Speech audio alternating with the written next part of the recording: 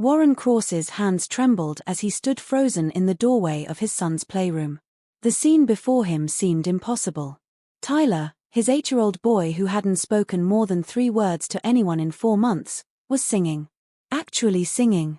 The child who'd shut down after his mother's death, who'd been through 6 tutors and 2 child psychologists, was clapping his hands and laughing with a woman Warren had only met once during her interview. Naomi Bennett, the maid he'd hired 3 weeks ago, sat cross-legged on the floor surrounded by colorful cards and building blocks. Her warm brown skin glowed in the afternoon sunlight streaming through the windows. Her natural hair was pulled back in a simple ponytail, and she wore her usual modest blue uniform. But what struck Warren most was her smile, genuine and radiant, as she watched Tyler stack blocks while counting in rhythm. 7 times 8 is 56, stack them quick and build them high, Tyler sang, his small voice clear and confident. The boy Warren barely recognized anymore was beaming, his gray eyes bright with excitement instead of the dull emptiness that had haunted them for months. Warren's briefcase slipped from his fingers, hitting the marble floor with a loud thud. Both Naomi and Tyler turned toward the sound. His son's face transformed instantly, the light dimming as his shoulders hunched forward. The wall came back up. "Mr. Cross," Naomi said, standing quickly and smoothing her uniform. "I'm so sorry. I finished all the cleaning early, and I heard Tyler in here struggling with his homework. I just thought I could help for a few minutes before I left. I should have asked permission first."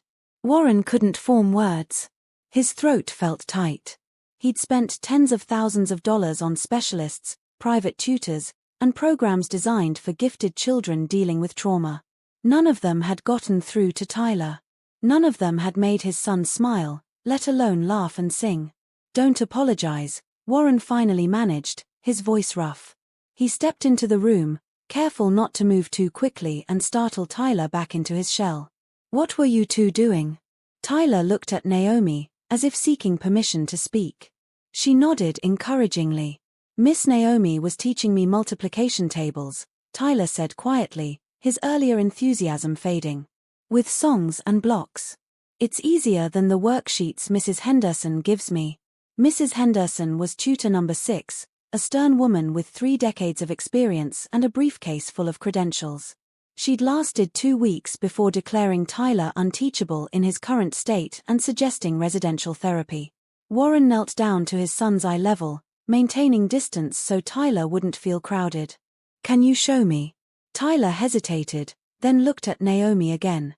She smiled and gestured toward the blocks. "Go ahead. Show your dad what you learned today." The boy's small hands reached for the blocks, organizing them into groups. He started humming the tune Naomi had taught him, then began stacking. 7 times 8 is 56. He created a tower. 8 times 7, same number, see? He built another identical tower. Turn it around, the answer stays. Multiplication works both ways. Warren felt something break inside his chest. His son was learning. More than that, Tyler was engaged, present, alive in a way he hadn't been since Caroline's car accident. The funeral had been 6 months ago, but Tyler had disappeared long before they'd lowered the casket into the ground. "That's incredible, buddy," Warren said, his voice thick with emotion. "When did you learn this?" "Today," Tyler said, still not quite meeting his father's eyes. "Miss Naomi says math is like music. It has patterns and rhythms. She says my brain is special because I can hear the patterns." Warren looked up at Naomi, who stood quietly near the window, giving father and son space. Her expression was gentle but unreadable. She'd worked in his home for 3 weeks, always arriving early, always staying late, always thorough in her duties. He'd barely spoken to her beyond basic instructions. She kept to herself, never asking for anything beyond her agreed-upon salary. Now he realized how blind he'd been.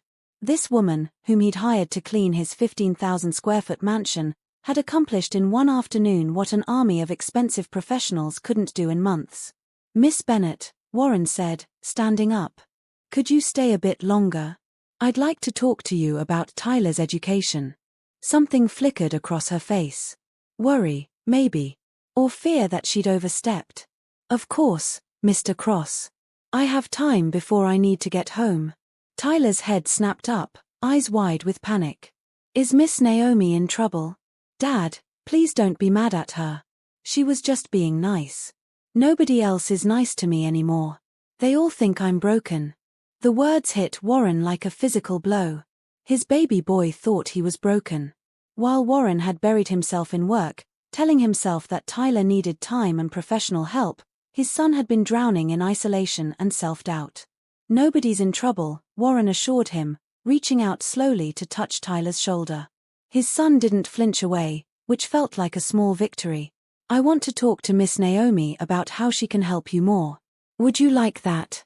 Tyler's eyes filled with hope, the first real emotion Warren had seen there in so long. Really? She can stay? If she's willing, Warren said, looking at Naomi. We need to discuss some changes. Naomi nodded. Let me just gather my things. Tyler, can you show your dad the audition songs we worked on yesterday? You did this yesterday too? Warren asked.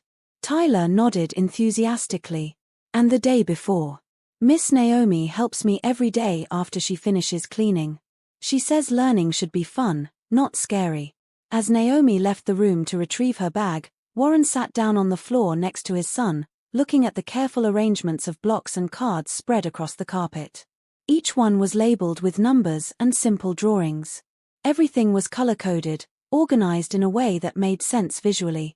Do you like Miss Naomi? Warren asked carefully. Tyler's response was immediate. She's the best. She doesn't talk to me like I'm stupid or crazy. She listens when I talk. And she smells like cookies. Warren smiled despite the ache in his chest. She does smell like cookies. Dad, Tyler said, his voice dropping to a whisper. Do you think Mom would like her? The question stole Warren's breath. Tyler never mentioned Caroline. The therapist said he was suppressing his grief, that the silence was dangerous. But here he was, thinking about his mother in connection with someone who'd brought light back into his world. I think Mom would love anyone who makes you smile like that, Warren said honestly. And I think she'd be really proud of how hard you're working on your math. Tyler leaned against his father's side, a gesture so simple yet so profound that Warren had to blink back tears. They sat like that for several minutes, surrounded by blocks and number cards, waiting for Naomi to return. When she did, she'd removed her uniform jacket and stood in a simple white blouse and dark pants. She carried a worn canvas bag that looked heavy. Mr. Cross, if this is about my working hours, I can adjust, she said. I know I should have asked before spending time with Tyler. It won't happen again without your permission. Sit down, please, Warren said, gesturing to the sofa. Tyler immediately climbed onto his father's lap, something he hadn't done in months. Naomi perched on the edge of the cushion, her posture perfect, her hands folded in her lap. She looked nervous. Warren took a breath, aware that what he was about to propose would change everything. Miss Bennett, I need to ask you something important. How would you feel about becoming Tyler's full-time tutor? Have you ever watched someone change a child's life in a single moment? Would you accept help from an unexpected source? Drop a comment below with your thoughts, and don't forget to subscribe for the rest of this story. Naomi's eyes widened, and for a moment, she simply stared at Warren as if he'd spoken in another language. Mr. Cross, I'm not sure I understand. I'm your housekeeper, not a teacher. But you were a teacher, weren't you? Warren said gently. During her interview, she'd mentioned previous work experience, though she'd been vague about the details. The way you explain things to Tyler, the materials you're using, those aren't skills someone picks up casually. Naomi's shoulders tensed. I taught elementary school for 5 years. Budget cuts eliminated my position 2 years ago. I've been working cleaning jobs while I finish my master's degree online. I'm almost done, just 3 more classes. Tyler twisted in his father's lap to look at Naomi. You're a real teacher? Like with a classroom and everything? I was, Naomi said softly. I miss it every day. Warren's mind was racing. What if you didn't have to miss it anymore? What if you could teach again, starting with Tyler? I'll triple your current salary. You'd work regular hours, Monday through Friday. I'll cover any materials or resources you need. You'd have complete freedom to teach Tyler however you think is best. Mr. Cross, Naomi said, shaking her head. That's very generous, but I can't just accept something like that. You barely know me. I know you got my son to smile for the first time in months, Warren said bluntly. I know you helped him learn multiplication in one afternoon when 6 professional tutors couldn't get him to complete a single worksheet. I know my boy is sitting on my lap right now instead of locked in his room. That tells me everything I need to know. Naomi looked at Tyler, her expression conflicted. Tyler is a bright child. He doesn't have learning problems, Mr. Cross. He's grieving. He needs patience and understanding, not pressure and tests. Then give him that, Warren said. Please. I'm asking you to help my son. Name your price. It's not about money, Naomi said quietly. Mr. Cross, I'm honored you'd trust me with Tyler's education. But I have responsibilities. My grandmother depends on me. I have school loans to pay. I can't afford to take a risk on a position that might only last a few weeks if things don't work out. Warren stood, gently setting Tyler on the sofa between them. He walked to his desk in the corner of the room, pulled out his checkbook, and wrote quickly. When he returned, he handed Naomi a check. She looked down at it and gasped. This is 3 months' salary. Mr. Cross, I can't accept this. That's your signing bonus, Warren said. Insurance that you'll give this a real chance. I'll put everything in writing. A contract, benefits, job security. You'll have paid time off, health insurance, everything a full-time employee receives. If it doesn't work out, you keep the bonus regardless. No strings attached. Naomi held the check with trembling hands. Tyler watched her face intently, his small fingers clutching the fabric of the sofa. Why are you doing this? Naomi asked. You could hire someone with more credentials, more experience. Because Tyler trusts you, Warren said simply. Do you know how rare that is? My son hasn't trusted anyone since his mother died. The therapists say he's built walls around himself. But somehow, you walked right through them. That's worth more than any credential. Naomi's eyes filled with tears. Mr. Cross, I need to be honest with you. I'm not a miracle worker. Tyler is dealing with trauma. He needs therapy, not just tutoring. I can help him academically, but I can't fix everything. I'm not asking you to fix everything, Warren said. I'm asking you to be present. To care. To help him feel safe enough to learn again. The rest, we'll figure out together. He's already seeing Dr. Patterson twice a week. But what you're doing is different. It's working. Tyler spoke up then, his voice small but determined. Please stay, Miss Naomi. I'll work really hard. I promise I'll do all my lessons. I won't complain or be difficult. Please don't leave like everyone else. The naked plea in his son's voice made Warren's chest constrict. This was what grief had done to his child, made him beg for the basic kindness of consistency. Naomi looked at Tyler, then at the check, then back at Warren. If I do this, I need some conditions of my own. Name them, Warren said immediately. First, Tyler's well-being comes before any academic goals. If he's having a hard day emotionally, we don't push through it. We adjust. Agreed. Second, I need flexibility for my online classes. I have lectures Tuesday and Thursday evenings. I'd work earlier those days or make up the time on weekends. Not a problem. Third, Naomi hesitated. I need your word that if this doesn't work, you won't hold it against me. I can't afford to lose a reference or have my reputation damaged. I'm trying to rebuild my career. Warren extended his hand. You have my word. If things don't work out, I'll write you a glowing recommendation regardless. You're taking a chance on us too. Naomi stared at his outstretched hand for a long moment. Warren could see the internal battle playing out across her face. This was a woman who'd clearly been knocked down before, who'd learned to be careful, to protect herself. Accepting his offer meant being vulnerable again. Finally, she reached out and shook his hand. Her grip was firm, her skin warm. Okay. I'll do it. Tyler launched himself at Naomi, wrapping his arms around her waist. Thank you, thank you, thank you. Naomi hugged him back, and Warren saw tears slip down her cheeks. We're going to learn so much together, Tyler. I promise I'll make it fun. Warren felt his own eyes burning. This moment, right here, was the first step toward getting his son back. He didn't care what it cost. He didn't care what anyone else thought. If Naomi Bennett could bring his boy back to life, she could have anything she wanted. When can you start? Warren asked.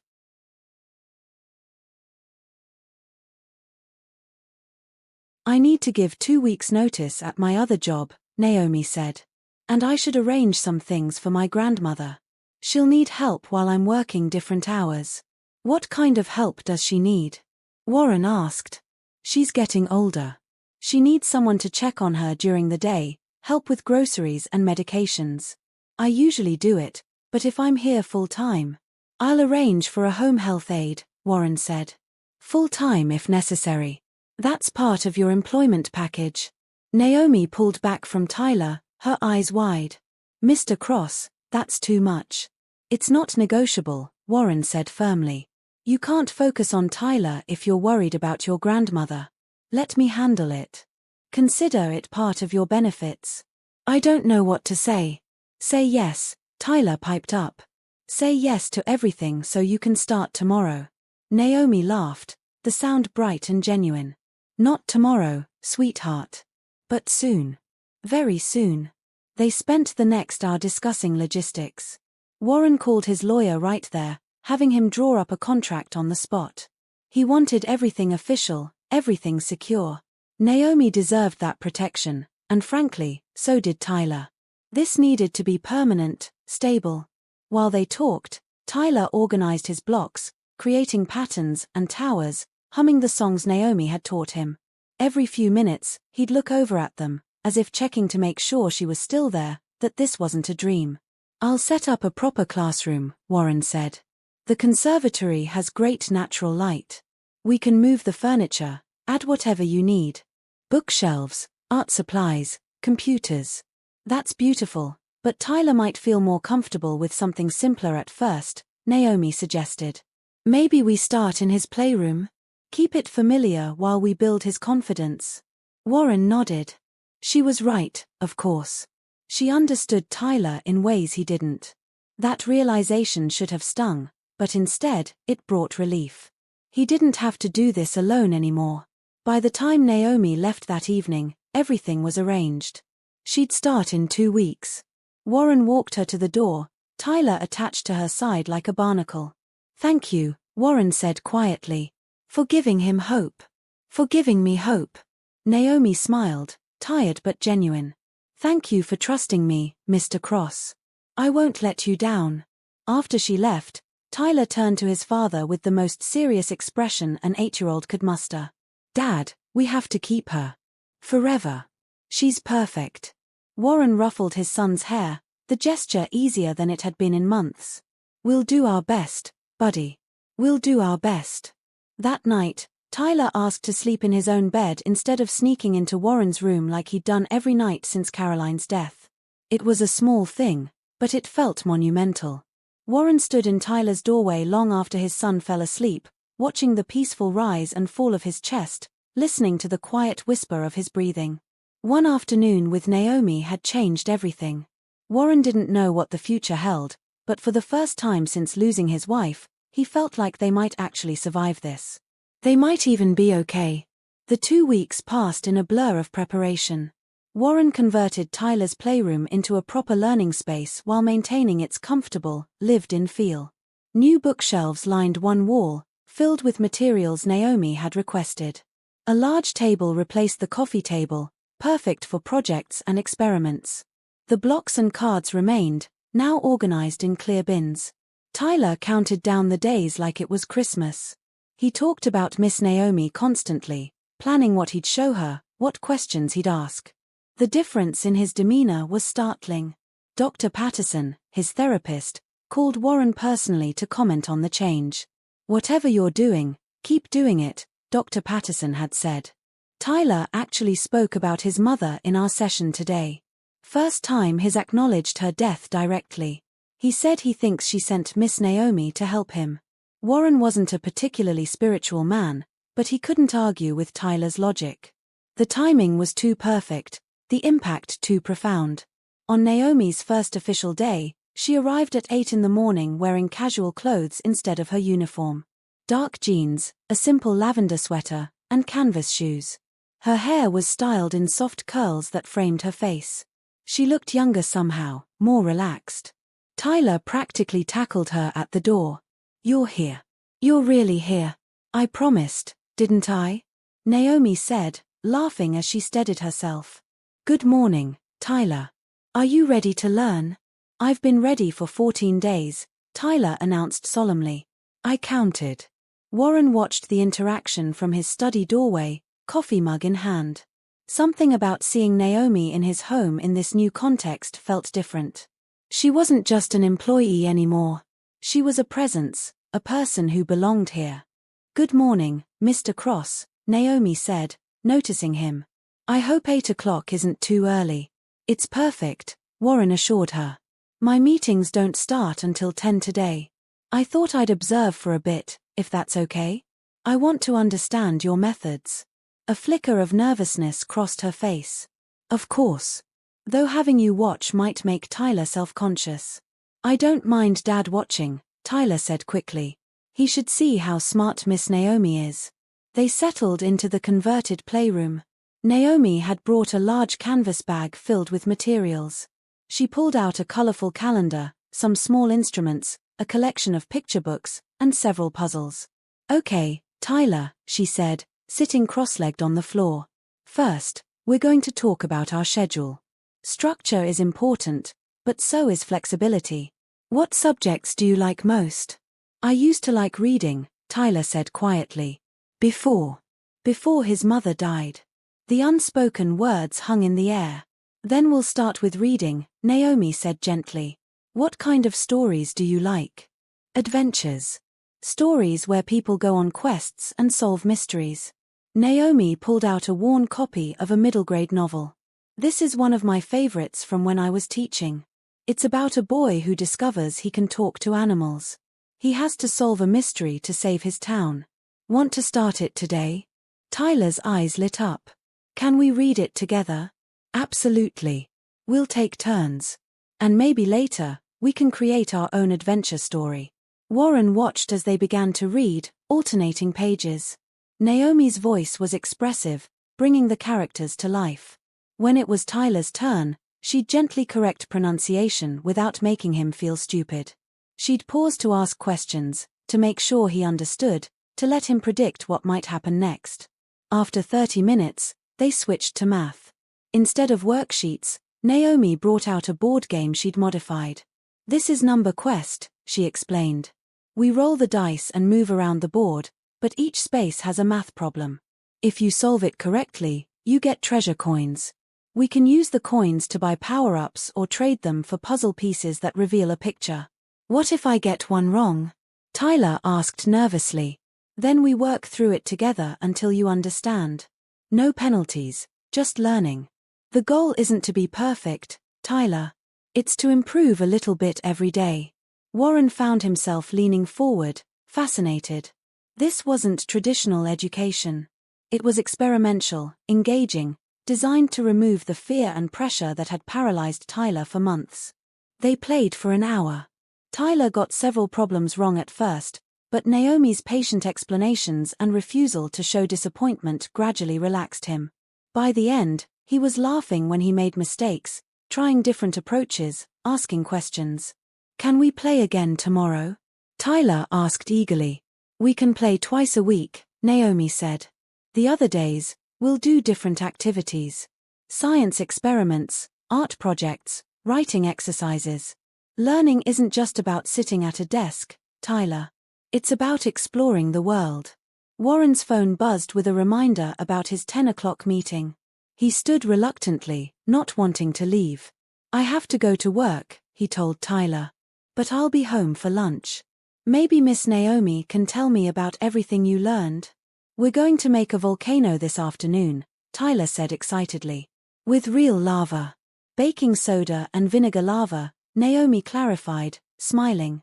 "A classic science experiment. We'll test different ratios to see which creates the biggest eruption. As Warren headed to his study to join his video conference, he heard Tyler's laughter echoing through the house. The sound was medicine, healing, bringing color back to a home that had felt gray and empty for too long. His meeting was with his executive team about quarterly projections. Warren had trouble focusing. His mind kept drifting to the playroom, wondering what Tyler and Naomi were doing, whether his son was still engaged or if the novelty had worn off. At noon, he couldn't stand it anymore. He ended the meeting early and walked back through the house, following the sound of voices. He found them in the kitchen, covered in flour.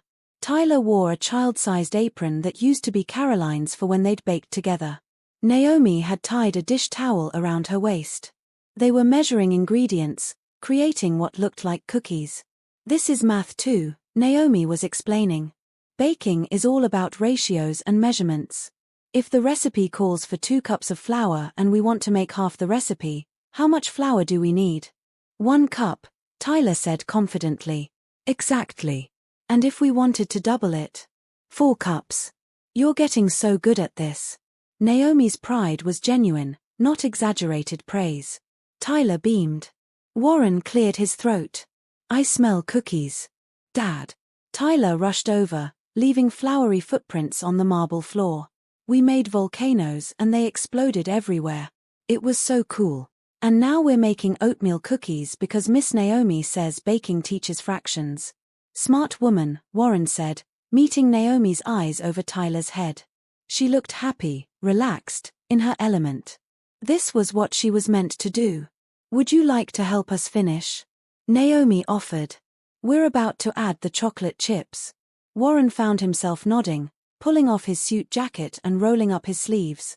He couldn't remember the last time he'd baked, couldn't remember the last time he'd done anything in the kitchen beyond making coffee.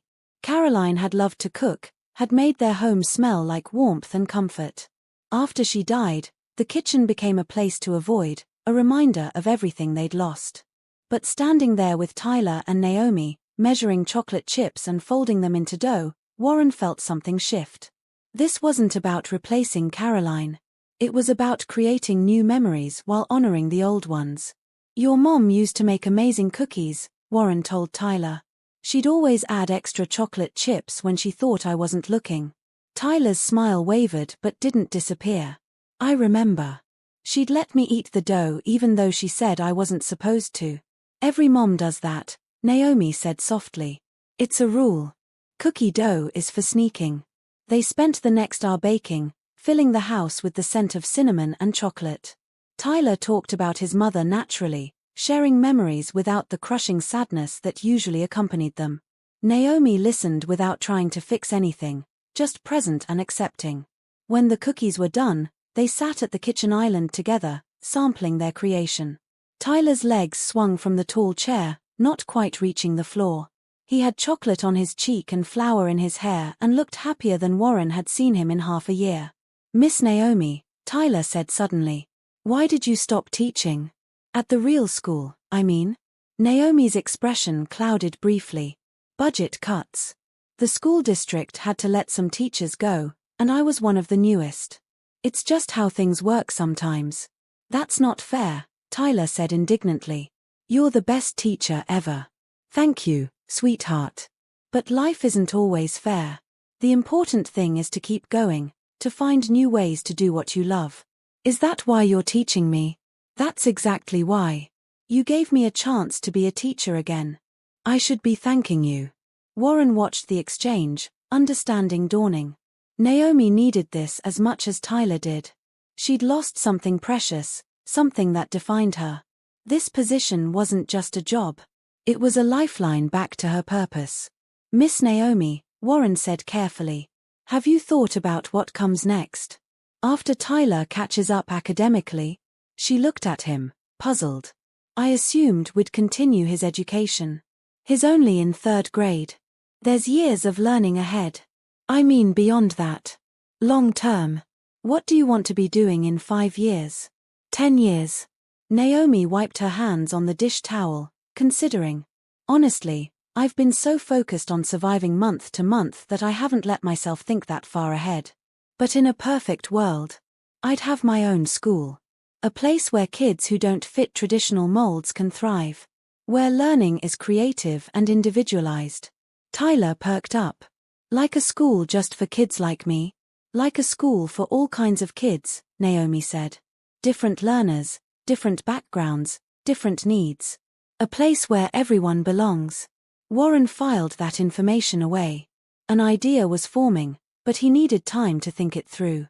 That afternoon, after Naomi left for the day, Warren sat in his study researching educational programs, alternative schools, and funding models. If Naomi wanted her own school, why shouldn't she have it? He had the resources. She had the vision and the skills. But that was a conversation for later. For now, the most important thing was the light he'd seen in his son's eyes, the way Tyler had talked about his mother without falling apart, the sound of laughter filling their home again. Warren picked up his phone and texted his sister Catherine, "You should come for dinner this weekend. There's someone I want you to meet." 3 weeks into Naomi's tenure, Warren realized he knew almost nothing about her beyond her teaching methods and her obvious love for education. She arrived each morning at 8, worked with Tyler until 3, then left promptly to attend to her grandmother and her online courses. She was professional, warm with Tyler, but maintained a clear boundary between her personal life and her work. Warren found himself curious. Not just professionally interested, but genuinely wanting to know more about the woman who'd transformed his home. On Friday afternoon, as Naomi was packing up her materials, Warren knocked on the playroom door. "Do you have a few minutes? I'd like to talk about Tyler's progress." "Of course." Naomi set down her bag, pulling out a notebook. "He's doing remarkably well. His reading comprehension has improved significantly, and his math skills are nearly caught up to grade level. His emotional regulation is better too.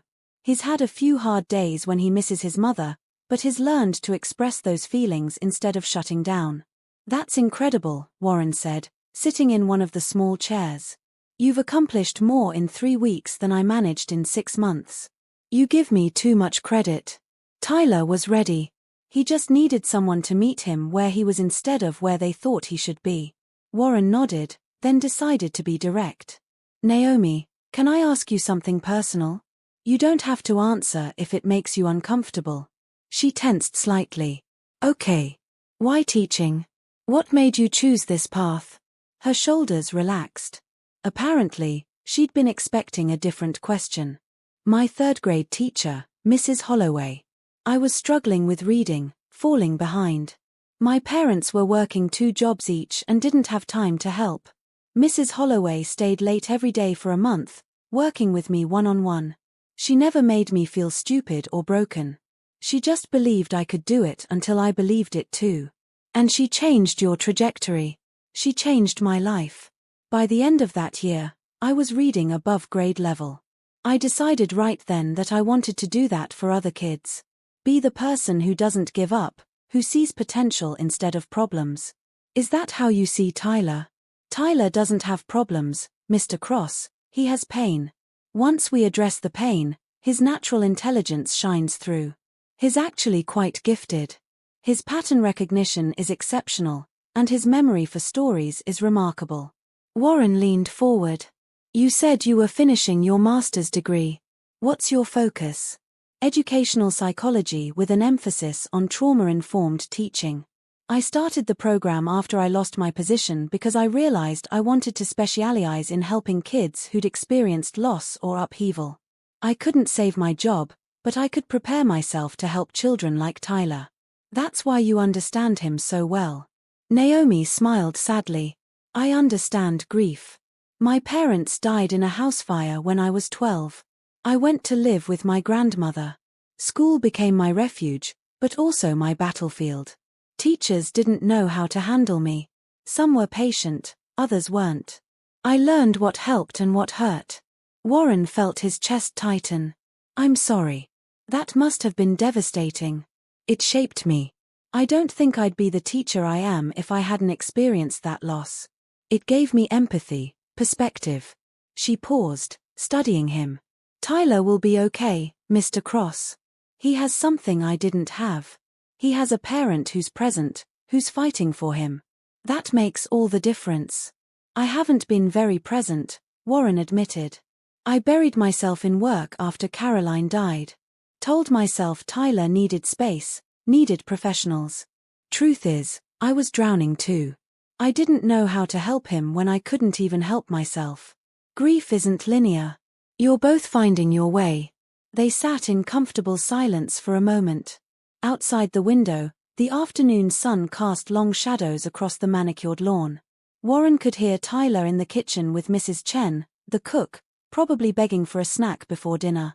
Your grandmother, Warren said. How is she adjusting to the new arrangement? The home health aide I hired, is she working out? Naomi's face brightened. Claudia is wonderful.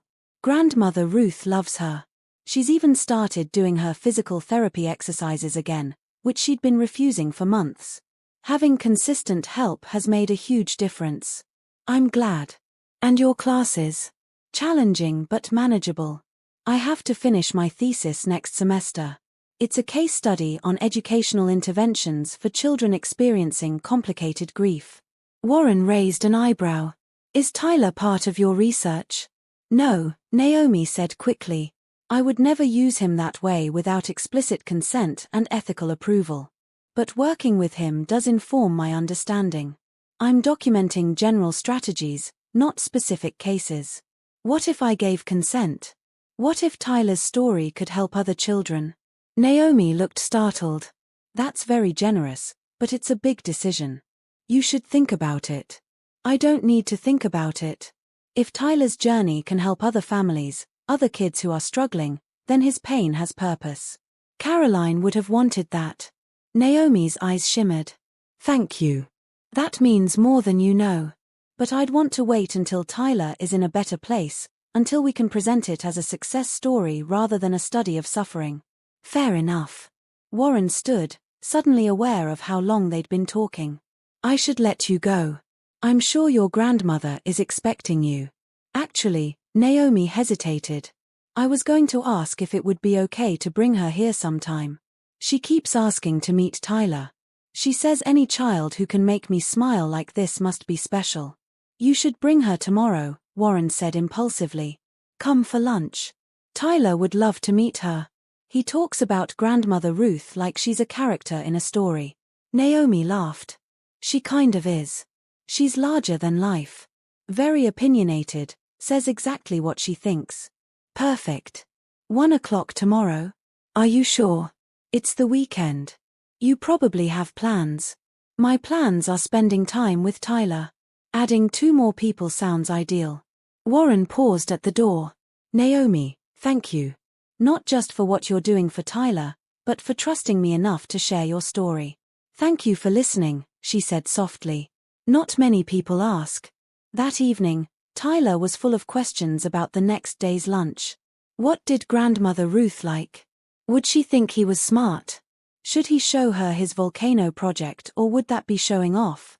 Just be yourself, Warren assured him. That's all anyone ever needs to be. Did Mom used to say that? Tyler asked. All the time.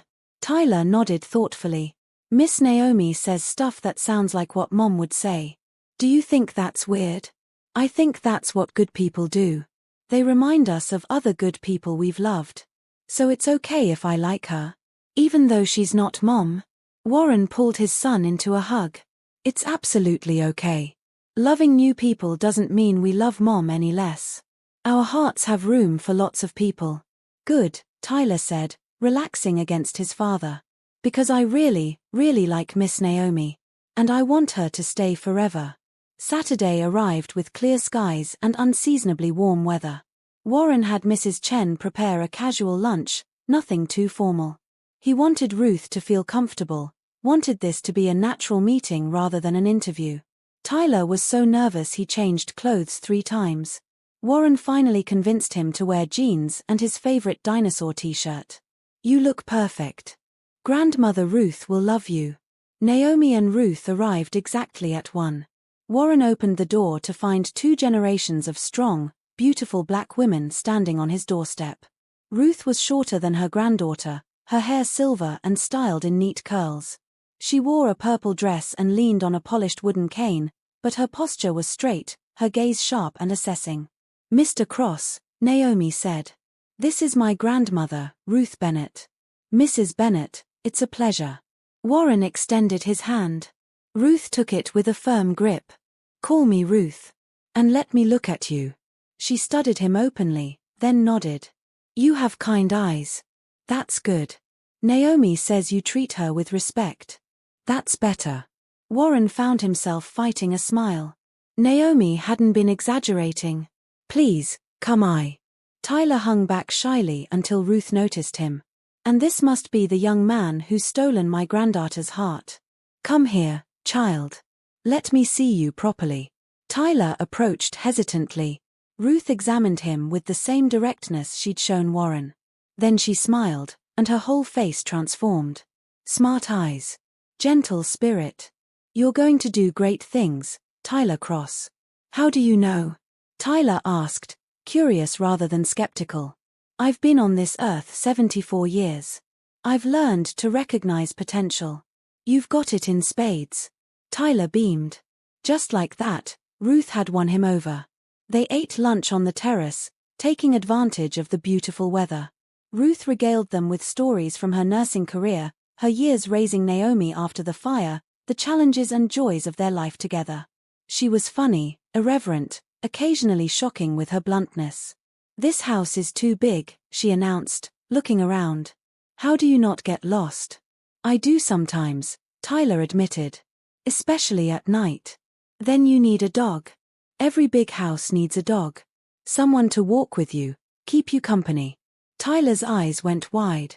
Dad, can we get a dog? Warren, who'd successfully avoided the dog conversation for years, found himself nodding.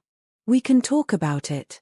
That's parent speak for yes, Ruth said knowingly, winking at Tyler. You wear him down. Be persistent. Naomi covered her face with her hands. Grandmother, you're supposed to support the parent, not conspire with the child. I'm too old to pick sides. I speak truth. After lunch, Tyler shyly asked if he could show Ruth his classroom. She accepted his offered arm gallantly, and they walked inside together, chattering like old friends. Warren and Naomi remained on the terrace, watching through the glass doors as Ruth examined Tyler's projects with exaggerated interest. Your grandmother is amazing, Warren said. She's my hero, Naomi replied. After my parents died, she could have put me in the system. She was already in her 60s, living on a nurse's pension. But she took me in without hesitation, gave me stability when my world had fallen apart. She's where you learned about resilience. And about love. She taught me that family isn't just blood. It's who shows up, who stays, who refuses to give up on you. Warren turned to face her fully. Is that what you're doing for Tyler? Showing up? I hope so. He deserves people who won't abandon him just because things are hard. You're not just a tutor, Naomi. You're part of his healing. Part of our healing. She met his gaze, something shifting in the air between them. Thank you for including my grandmother today. She's been worried about me, about this position. Seeing Tyler happy, seeing me happy, it puts her mind at ease. Bring her anytime. Tyler clearly adores her. And honestly, I enjoyed myself. It's been a long time since this house felt like a home instead of a museum. That's because you're letting life back in, Naomi said gently. You're both brave, you and Tyler. Starting over is terrifying. We're not starting over, Warren corrected. We're building something new while keeping the best parts of what we had. There's a difference. Inside, Ruth's laughter rang out as Tyler showed her his volcano project. The sound was joyful, infectious, filling the spaces that had been silent too long. Warren realized that what was happening in his home went beyond academics or therapy. It was connection. It was family expanding to include new people without erasing those who'd been lost. Caroline would have liked Naomi and Ruth. She would have welcomed them with open arms, would have seen immediately what Warren was beginning to understand. Some people come into your life exactly when you need them most. The only question was whether you were wise enough to hold on. Warren's phone rang at 11 o'clock on a Thursday night. He answered groggily, squinting at the screen. It was Gerald Thompson, his chief operating officer. We have a problem, Gerald said without preamble. The board meeting got moved up. Instead of next month, it's Monday. 3 days from now. Warren sat up, suddenly wide awake. That's impossible. I haven't finished the presentation for the new investor initiative. I know. But Robertson is pushing hard. He's convinced the board that we need to make a decision now or we'll lose the opportunity. You need to present Monday morning, 9 sharp. The investors are flying in specifically for this. Warren's mind raced. The presentation was complex, involving detailed financial projections and market analysis for a major expansion into educational technology. It was his pet project, something he'd been developing for 2 years. If he couldn't present it clearly, the board would reject it. $50 million and hundreds of jobs hung in the balance. I'll make it work, Warren said, though he had no idea how. He spent Friday locked in his study, working frantically on slides and data visualizations. By evening, his eyes burned from staring at screens and his head pounded. He'd barely seen Tyler all day, had only waved distractedly when Naomi left. Saturday morning, Tyler knocked on his study door. "Dad, are you okay? You look tired." "I'm fine, buddy. Just working on something important for Monday." Warren tried to smile, but it felt forced. "Is it about work?" "Yeah. A big presentation. I have to convince some people that my idea is good." Tyler came further into the room, looking at the chaos of papers and charts spread across Warren's desk. "What's your idea?" "It's complicated. I want to invest in companies that make educational software and programs. Things that help kids learn better, especially kids who struggle in traditional schools. Like programs that could help kids like me?" "Exactly like that." Tyler studied the mess on the desk. "Why do you have so many papers? Can't you just tell them the idea?" "I wish it were that simple. I have to show them numbers, prove it will make money, explain all the details. It's a lot of information." Tyler picked up one of Warren's slides, squinting at the tiny text and complex graphs. "Dad, I can't read any of this. And I'm a kid." Warren looked at his presentation with fresh eyes. Tyler was right. The slides were cluttered, overwhelming, packed with jargon and data that obscured rather than clarified his vision. "You're absolutely right," Warren admitted. "It's a mess. Miss Naomi says when you're explaining something, you should make it simple enough that anyone could understand. She says if you can't explain it simply, you don't understand it yourself." The words hit Warren like a revelation. He'd been so focused on impressing the board with sophisticated analysis that he'd lost sight of the core message. His idea was simple: invest in educational innovation because every child deserves access to effective learning tools. Everything else was just supporting evidence. "Tyler, you're brilliant." "Thank you." His son beamed. "Do you want help?" "Miss Naomi taught me how to make things clearer. We could ask her." Warren hesitated. It was Saturday afternoon. Naomi's time off. But desperation overrode his reluctance to impose. "Would you call her? See if she has time tomorrow?" Tyler grabbed Warren's phone eagerly, navigating to Naomi's contact. She answered on the second ring, and Warren could hear her concerned voice through the speaker. "Tyler, is everything okay?" "Hi, Miss Naomi. My dad needs help. He has a big meeting Monday and his presentation is really confusing. Can you help him make it better?" There was a pause. "Put your dad on, sweetheart." Warren took the phone, suddenly feeling foolish. "Naomi, I'm sorry. Tyler shouldn't have called your personal number." "It's fine. What's going on?" Warren explained the situation, trying not to sound as panicked as he felt. "I know it's asking a lot, and it's your weekend, but I'm drowning here. Tyler's right that the presentation is incomprehensible. If you have any time tomorrow to look at it, I'd be incredibly grateful." "Send it to me tonight," Naomi said without hesitation. "I'll review it and come over tomorrow morning. We'll fix it together. I can't ask you to work on your day off." "You're not asking. I'm offering.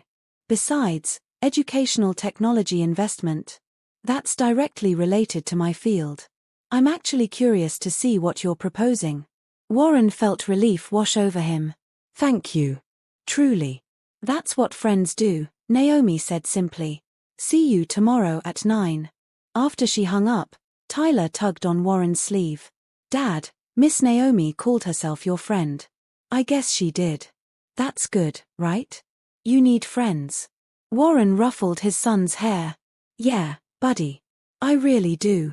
What would you do if your career depended on accepting help from someone unexpected? Sometimes pride can be our worst enemy. Drop a comment below and subscribe to see how this unfolds. Sunday morning, Naomi arrived with her laptop and a large coffee for Warren. She'd dressed casually in jeans and a soft grey sweater, her hair pulled back in a practical bun. Okay, she said, settling at Warren's desk. Show me what you've got. Warren pulled up his presentation, all 6 to 7 slides of dense text and complicated charts.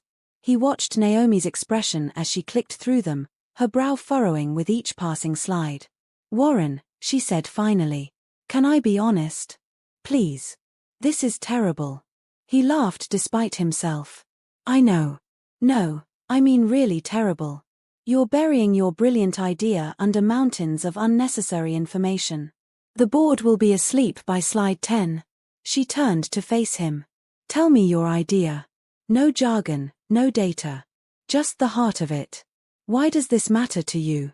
Warren thought about Tyler, about the months of struggle, about all the children who fell through the cracks.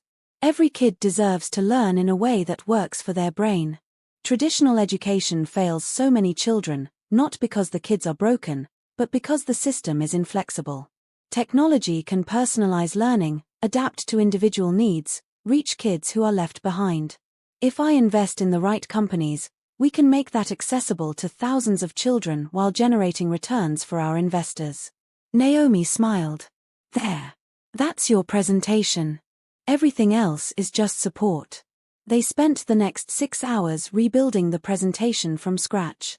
Naomi showed Warren how to structure information like a story, how to use visuals instead of text, how to make complex data understandable at a glance.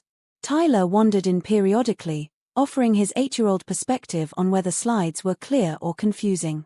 By mid-afternoon, they'd reduced 6 to 7 slides to 23. Each one told part of the story, the problem, the solution, the opportunity, the plan. The data was still there, but supporting rather than overwhelming the narrative. This is incredible, Warren said, clicking through the revised presentation. How did you learn this? Teaching, Naomi said. Every lesson is a presentation. If you lose your audience in the first 5 minutes, you've lost them completely. You have to hook them, guide them, make them care about the outcome. You should do this professionally. Corporate training, presentation consulting. Naomi laughed. I'm happy teaching Tyler. Though I admit, this was fun. Different challenge. Mrs. Chen brought sandwiches and fruit, insisting they eat. They took a break on the terrace, Tyler between them, chattering about the dog he still hoped to convince his father to adopt. What kind of dog do you want? Naomi asked. A big one. A golden retriever or a lab. Something friendly that likes to play. Those are good choices. They're gentle with kids. Did you have a dog growing up? Tyler asked. We had a mutt named Biscuit. Best dog in the world. He used to sleep at the foot of my bed every night after my parents died. I'd wake up crying, and he'd crawl up and lick my face until I laughed instead. What happened to him? He lived to be 15. Died peacefully in his sleep when I was in college. Grandmother said he held on that long because he knew I needed him. Tyler looked at his father meaningfully. Warren sighed. We'll go to the shelter next weekend. Look at dogs. No promises. That's parent speak for yes, Tyler said, echoing Ruth's words. Naomi burst out laughing. They returned to the presentation, making final adjustments. Naomi helped Warren practice his delivery, timing each section, suggesting where to pause for effect, where to invite questions. Remember, she said. You're not just presenting data. You're inviting them into your vision. Make them see what you see. Kids like Tyler thriving because they have tools that work for them. By evening, Warren felt prepared. More than that, he felt confident. The presentation was clear, compelling, authentic. It was him at his best. I can't thank you enough, he told Naomi as she packed up her laptop. You saved me. You would have figured it out, she said. I just helped you get there faster. Still, I owe you. Dinner. Somewhere nice, to celebrate after the meeting? Naomi hesitated. Warren, that's not necessary. It's not about necessity. It's about gratitude. Please. Bring your grandmother too. We'll make it a celebration. Okay, she said, smiling. But only if you promise not to stress about Monday. You're ready. Trust yourself. After she left, Tyler looked up at his father with serious eyes. Dad, are you going to marry Miss Naomi? Warren nearly choked on his water. What? Tyler, where did that come from? You like her. She likes you. She makes you smile. Mom would want you to be happy. It's not that simple, buddy. Miss Naomi works for us. There are rules about that kind of thing. Adults have too many rules, Tyler said matter-of-factly. You should just tell her you like her. That's what I'd do. Warren didn't know whether to laugh or panic. His 8-year-old son was giving him relationship advice. How about we focus on getting through Monday first? Then we'll worry about everything else. But as Warren lay in bed that night, reviewing his presentation one final time, he couldn't stop thinking about Naomi. The way she'd dropped everything to help him. The easy collaboration, the shared laughter. The way she fit into his life, into their home, like she'd always been meant to be there. Tyler's question echoed in his mind. Are you going to marry Miss Naomi? It was absurd. They barely knew each other. She was his employee. There were dozens of reasons why pursuing anything romantic would be complicated, potentially problematic. But none of those reasons changed the fact that when Naomi smiled at him, Warren felt something he hadn't felt since Caroline died. Hope. Connection. The possibility of happiness beyond survival. Monday would bring the board meeting, the presentation, the verdict on his professional vision. But maybe, if things went well, it would also bring the courage to explore what was growing between him and the woman who'd brought his son back to life. Monday morning arrived with crystalline clarity. Warren dressed carefully in his best suit, reviewing his talking points while Tyler ate breakfast. His son gave him an encouraging thumbs up. You've got this, Dad. Remember what Miss Naomi said, tell them the story, don't just show them numbers. When did you get so wise? Warren asked, kissing the top of Tyler's head. Miss Naomi says I've always been wise. I just needed help showing it. The presentation went better than Warren could have imagined. The board members leaned forward, engaged. They asked questions that showed genuine interest rather than skepticism. When he finished, there was a moment of silence, then Robertson, who'd been his biggest opponent, nodded slowly. This is exceptional, Warren. I'll be honest, I had doubts. But you've made a compelling case. The focus on measurable social impact alongside financial returns is exactly the direction we should be heading. The vote was unanimous. $50 million approved for the Educational Technology Initiative. Warren would lead the project, building partnerships with innovative companies creating tools for diverse learners. He called Naomi from the car, unable to contain his excitement. They approved it. All of it. You were right about everything. Her delighted laugh filled the vehicle. I knew you could do it. Congratulations, Warren. This is going to change lives. Our celebration dinner is definitely happening. Friday night. I'll make reservations somewhere special. Friday is perfect. Grandmother is already planning her outfit. When Warren got home, Tyler and Naomi were in the middle of a geography lesson, building a 3-dimensional map out of clay and cardboard. Tyler looked up, read his father's expression, and whooped. You did it. I knew you would. Warren swept his son into a hug, then impulsively pulled Naomi in too. For a moment, the three of them stood there, a unit, celebrating together. When they separated, Naomi's cheeks were flushed, her eyes bright. This calls for a proper celebration, Warren said. How about we skip the afternoon lessons and go do something fun? Really? Tyler asked. What about my studies? Sometimes life is the best teacher, Naomi said, meeting Warren's eyes with understanding. Where should we go? They ended up at the Natural History Museum, something Tyler had been asking to visit for months. Warren hired a private guide who tailored the tour to Tyler's interests: dinosaurs, ancient civilizations, the evolution of human technology. Tyler raced from exhibit to exhibit, firing questions at the guide, at Naomi, at anyone who would listen. His enthusiasm was contagious. Warren found himself genuinely enjoying the experience, not just enduring it for his son's sake. At one point, while Tyler was engrossed in a dinosaur skeleton, Naomi stood beside Warren, close enough that their shoulders almost touched. "He's a different child than the one I met 2 months ago," she said softly. "You're a different person than the one I hired," Warren replied. "Or maybe I'm finally seeing you clearly." She turned to look at him. "What do you see?" "Someone extraordinary. Someone who changes everything she touches for the better." The moment stretched between them, charged with possibility. Then Tyler called out, breaking the spell. "Dad, Miss Naomi, come look at this."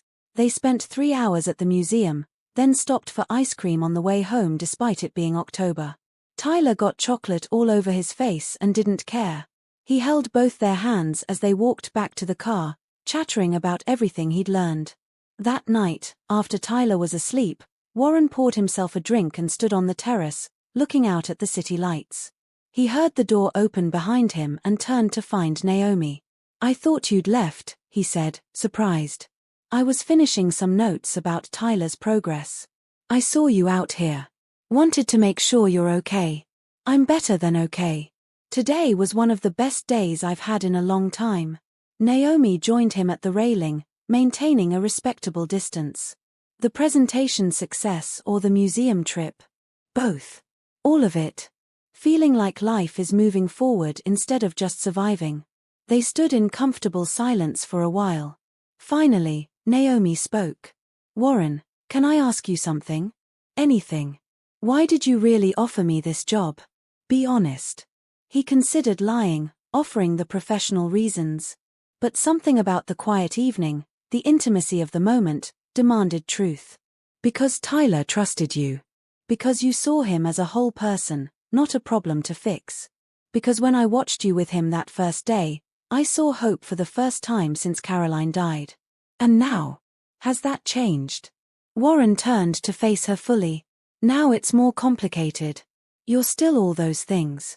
But you've also become someone I look forward to seeing every day. Someone whose opinion matters to me. Someone who makes this house feel like a home." Naomi's breath caught. "Warren, I'm your employee. I know. I'm not trying to make you uncomfortable. I'm just being honest."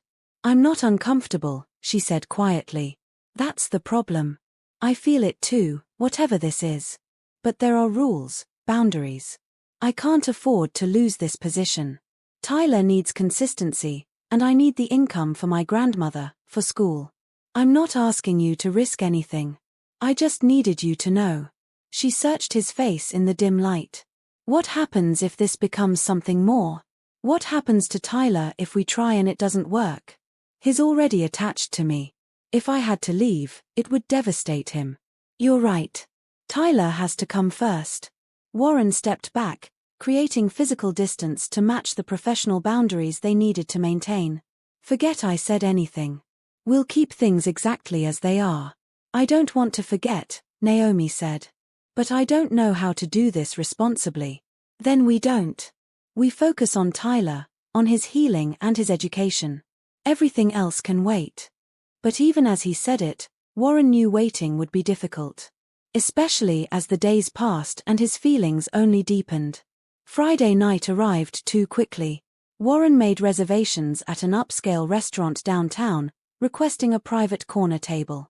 Naomi arrived with Ruth, both dressed beautifully. Naomi wore a deep blue dress that brought out the warmth in her skin, her hair styled in soft waves. She took Warren's breath away. Tyler, thrilled to be included in an adult dinner, wore a button-down shirt and spoke in his most grown-up voice. Ruth watched the dynamics between Warren and Naomi with sharp, knowing eyes. The meal was excellent, the conversation flowing easily. They discussed Tyler's progress, Warren's new project, Ruth's stories from her nursing days. It felt natural, like family. Over dessert, Ruth set down her fork and looked directly at Warren. So when are you going to tell my granddaughter how you feel about her? Naomi nearly choked on her wine. Grandmother. What? I'm old. I don't have time for people dancing around obvious things. Ruth turned to Naomi. Child, this man looks at you like you hung the moon. And you look at him the same way. What's the problem? The problem is I work for him, Naomi said, her cheeks flushed. There are professional boundaries. Professional boundaries are for people who don't have real feelings, Ruth said dismissively. You too have real feelings. Tyler can see it. I can see it. Half-blind Mrs. Patterson from my building could see it. Tyler piped up. I told Dad he should marry Miss Naomi. He said there are rules. Warren covered his face with his hands. This is not how I imagined this conversation happening. Ruth laughed, delighted. Life doesn't wait for perfect timing, Mr. Cross. My Harold proposed to me 3 weeks after we met. Everyone said it was too fast, too risky. We had 42 beautiful years together before he passed. I don't regret a single impulsive moment. But what about Tyler? Naomi asked, looking between Warren and his son. If we try this and it doesn't work, I'd have to leave. That's not fair to him. So don't let it not work, Tyler said with 8-year-old logic. Just decide to make it work and then do it. That's what you're always telling me about hard things. Naomi looked at Warren helplessly. He reached across the table, taking her hand. The touch sent electricity through him. Tyler, Ruth, could you excuse us for a minute? Warren said. I need to talk to Naomi alone. Ruth stood immediately, taking Tyler's hand. Come on, young man. Let's go look at the dessert case. I'm thinking about a second helping. When they were alone, Warren moved his chair closer to Naomi's. I'm sorry. I didn't plan for them to ambush you. They're right though, Naomi said. About how I feel. I've been trying to ignore it, to stay professional. But when you look at me like you're looking at me right now, I can't pretend I don't feel something. Then let's stop pretending. Let's do this carefully, thoughtfully, with Tyler's well-being at the center. But let's do it. Warren squeezed her hand. I'm not asking for forever tonight. I'm asking for a chance. One honest chance to see where this goes. Naomi was quiet for a long moment, warring with herself. Finally, she nodded. Okay. One chance. But we do this slowly. We make sure Tyler is okay every step of the way. And if at any point it's hurting him, we stop. Agreed. Warren felt like he could breathe properly for the first time in days. Thank you for taking a risk on me. On us. You've taken bigger risks on me, Naomi pointed out. Hiring me to teach Tyler, trusting me with his education and his healing. This is just the next step. When Ruth and Tyler returned, Tyler's face split into a huge grin. Are you guys together now? Like boyfriend and girlfriend? We're going to see how things go, Warren said carefully. Slowly and carefully. That's parent speak for yes, Tyler announced, making both adults laugh. Ruth raised her water glass. To new beginnings. May you have the courage to embrace them. They clinked glasses, a moment of celebration and hope. Warren knew there would be complications ahead. His sister Catherine wouldn't approve. There would be gossip, questions about propriety, challenges in navigating a relationship that had started as employer and employee. But looking at Naomi's smile, at Tyler's joy, at Ruth's satisfied expression, Warren decided the complications were worth it. Some connections were too valuable to sacrifice on the altar of convention. Sometimes you had to cross the line to find where you truly belonged. 3 weeks passed in a careful dance of new relationship boundaries mixed with old routines. Naomi still arrived each morning to work with Tyler, but now she stayed for dinner most nights. Warren made sure to keep physical affection minimal when Tyler was present, not wanting to confuse or overwhelm his son.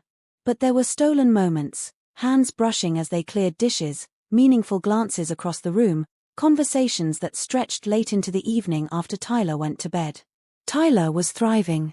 His progress reports from Dr. Patterson were glowing. He'd started talking about Caroline naturally, sharing memories without the crushing sadness that had defined his grief.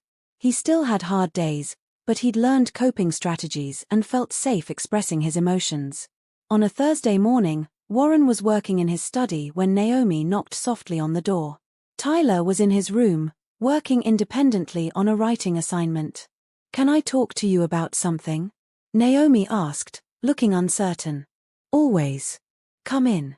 Warren closed his laptop, giving her his full attention. Naomi sat across from him, her hands twisted together. "I got my final tuition bill yesterday. For my last semester." "That's wonderful. You're almost done with your master's degree." "I am. But I'm short. I've been managing my student loans and making payments, but with the final fees and my thesis binding costs, I'm about $8,000 short. I've applied for scholarships and grants, but nothing has come through." Warren's mind immediately went to his checkbook. "Let me help. 8,000 is nothing." "Warren, no. I can't take money from you like that. It's too much. It's an investment in your future. In Tyler's future. You're planning to open your learning center eventually, right? You need those credentials."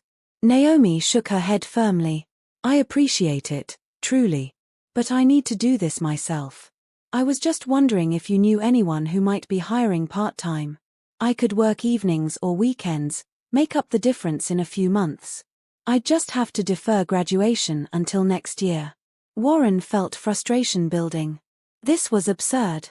He had more money than he'd ever spend. Naomi was transforming his son's life, building a future that would help countless children. And she was considering taking on extra work, delaying her dreams, because of pride or principle. "Naomi, listen to me. Tyler's progress has been remarkable.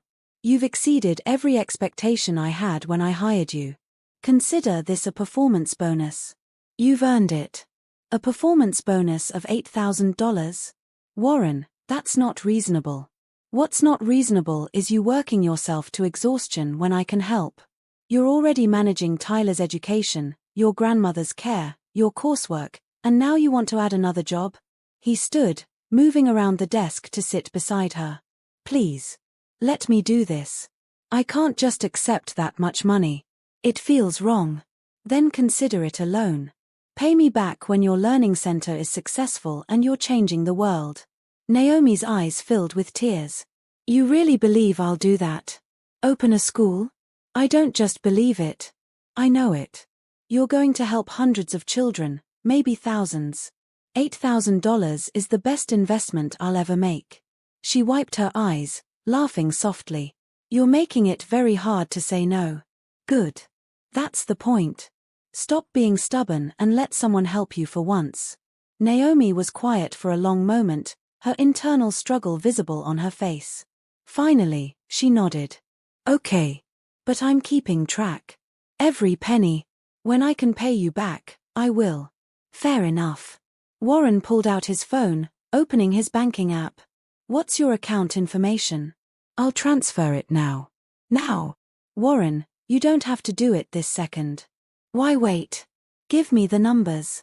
She rattled off her account details, still looking uncertain. Warren completed the transfer, then showed her his screen. "Done. You're officially $8,000 closer to your degree." Naomi stared at the confirmation, fresh tears spilling over. "Thank you. You have no idea what this means. I've been losing sleep over this for weeks, trying to figure out how to make it work. You should have told me sooner. I didn't want you to think I was taking advantage. We're in a relationship now. There are already people who will say I'm with you for your money. I didn't want to give them ammunition." Warren cupped her face gently. "I don't care what people say. I know your heart. Tyler knows your heart. That's all that matters." She leaned into his touch, closing her eyes. "How did I get so lucky? 2 months ago, I was cleaning houses and barely scraping by. Now I have you, Tyler, a job I love, and the ability to finish my degree. The luck is mine," Warren said softly. "You brought my son back to me. You brought light back into this house. $8,000 doesn't begin to cover what you've given us." They sat like that for a while, forehead to forehead, breathing together. Then Tyler's voice called from down the hall. "Miss Naomi? I finished my story. Can you read it?" Naomi pulled back, wiping her face and composing herself. Coming, sweetheart. As she stood to leave, Warren caught her hand. Have dinner with me Saturday night? Just the two of us. I'll arrange for a sitter for Tyler. A real date. A real date. Somewhere we can actually talk without 8-year-old interruptions. Naomi smiled, that radiant expression that made Warren's chest tight. I'd love that. Saturday evening, Warren made reservations at an intimate French restaurant across town. He arranged for Mrs. Chen to stay late with Tyler, who was thrilled to have a movie night with his favorite cook. Warren picked Naomi up from her grandmother's house, a modest bungalow in a quiet neighborhood. Ruth answered the door, looked him up and down approvingly, and shouted over her shoulder. Naomi. Your young man is here and he cleans up nice. Naomi appeared moments later, and Warren forgot how to breathe. She wore a simple black dress, her hair falling in loose curls around her shoulders. She'd applied minimal makeup, just enough to highlight her natural beauty. You're stunning, he said. You're not so bad yourself, she replied, taking his offered arm. In the car, they talked easily about everything and nothing. Tyler's latest projects, Ruth's ongoing campaign to adopt a cat, the progress on Warren's educational technology initiative. It felt natural, comfortable, but with an undercurrent of anticipation. The restaurant was elegant but not pretentious, with soft lighting and quiet music. Their corner table offered privacy without feeling isolated. Warren ordered wine, and they studied their menus, occasionally catching each other's eyes and smiling. I've been thinking, Warren said after they'd ordered, about your learning center dream. Have you developed actual plans? Location ideas, curriculum structure, funding models? Naomi's face lit up. I have notebooks full of ideas. I've been planning it for years, honestly. Even when it seemed impossible, I kept refining the vision. Tell me about it. She leaned forward, animated. I want a space that feels welcoming, not institutional. Lots of natural light, flexible furniture, outdoor learning areas. Small class sizes, maybe 8 students per teacher. Individualized learning plans for every child based on their needs, interests, and learning style. What age range? Elementary, at first. 5 to 12. That's when foundation skills are established, when intervention makes the biggest difference. But eventually, I'd love to expand to middle school too. And staffing? What kind of teachers? People like me. Educators who understand trauma, who value creativity over conformity, who see potential instead of problems. I'd want to pay them well, offer real benefits, create an environment where teachers are valued and supported. Warren listened, watching her face glow with passion. This wasn't a vague dream. This was a fully formed vision waiting for the right moment.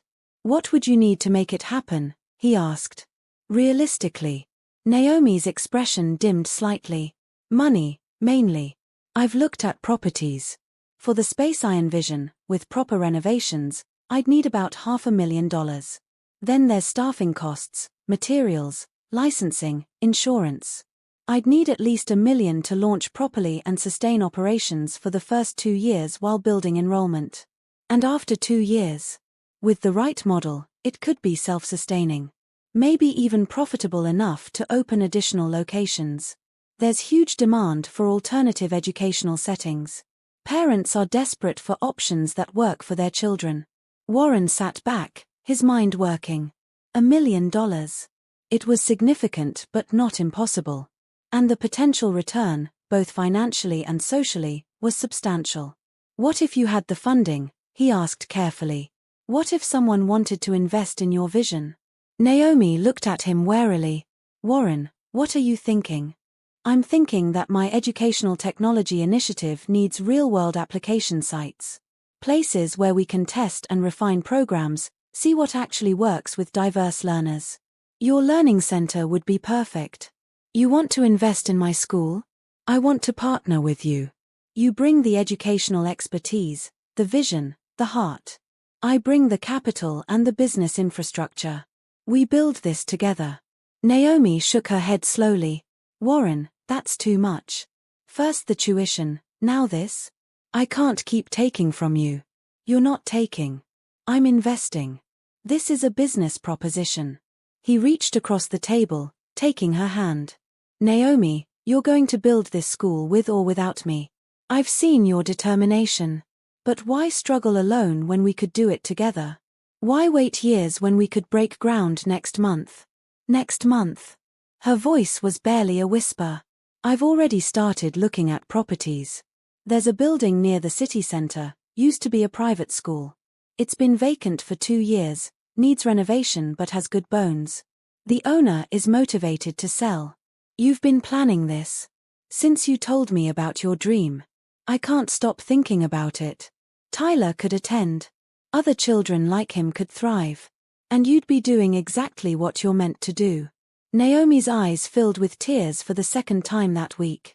This is insane. We've only been together for 3 weeks. This isn't about our relationship. This is about recognizing an opportunity that could change lives. Your vision, my resources, Tyler's needs, all aligning perfectly. Warren squeezed her hand. Say yes. Let me help you build something extraordinary. She looked at him for a long moment, emotions flickering across her face. Fear, hope, disbelief, longing. If I say yes, this becomes real. I won't be able to back out. Why would you want to? Because what if I fail? What if I'm not as good as you think I am? What if I let you down, let Tyler down, let all those future students down? Then we adjust, we learn, we try again. But Naomi, you won't fail. I've watched you with Tyler. I've seen your methods, your heart, your dedication. You're going to be amazing. Their food arrived, but neither of them moved to eat. They sat there, hands linked across the table, the weight of the decision hanging between them. Okay, Naomi said finally, her voice steady despite the tears. Yes. Let's do this. Let's build the school. Warren felt a surge of triumph and joy. You won't regret this. I already regret letting you pay for dinner, she joked weakly. But the school? I think this might be the bravest thing I've ever done. They spent the rest of the meal discussing details, planning, dreaming aloud. Warren pulled up property listings on his phone, showing her the building he'd found.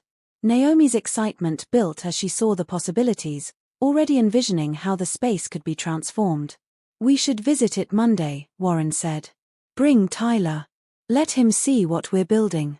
He's going to lose his mind, Naomi predicted. He keeps asking if other kids will ever get to learn like he does. Soon they will. Thanks to you. On the drive home, Naomi was quiet, processing everything. Warren didn't push, understanding that she needed time to absorb the magnitude of what they'd agreed to. When they pulled up to her grandmother's house, Naomi turned to him. Warren, I need you to understand something. I'm grateful, more than I can express. But I'm also terrified. This is my dream, and if it fails, I'll be devastated. We won't let it fail, Warren said firmly. We're partners now. In this and in everything else. She kissed him then, soft and sweet, a kiss full of promise and hope. Thank you for believing in me. Thank you for letting me be part of your dream.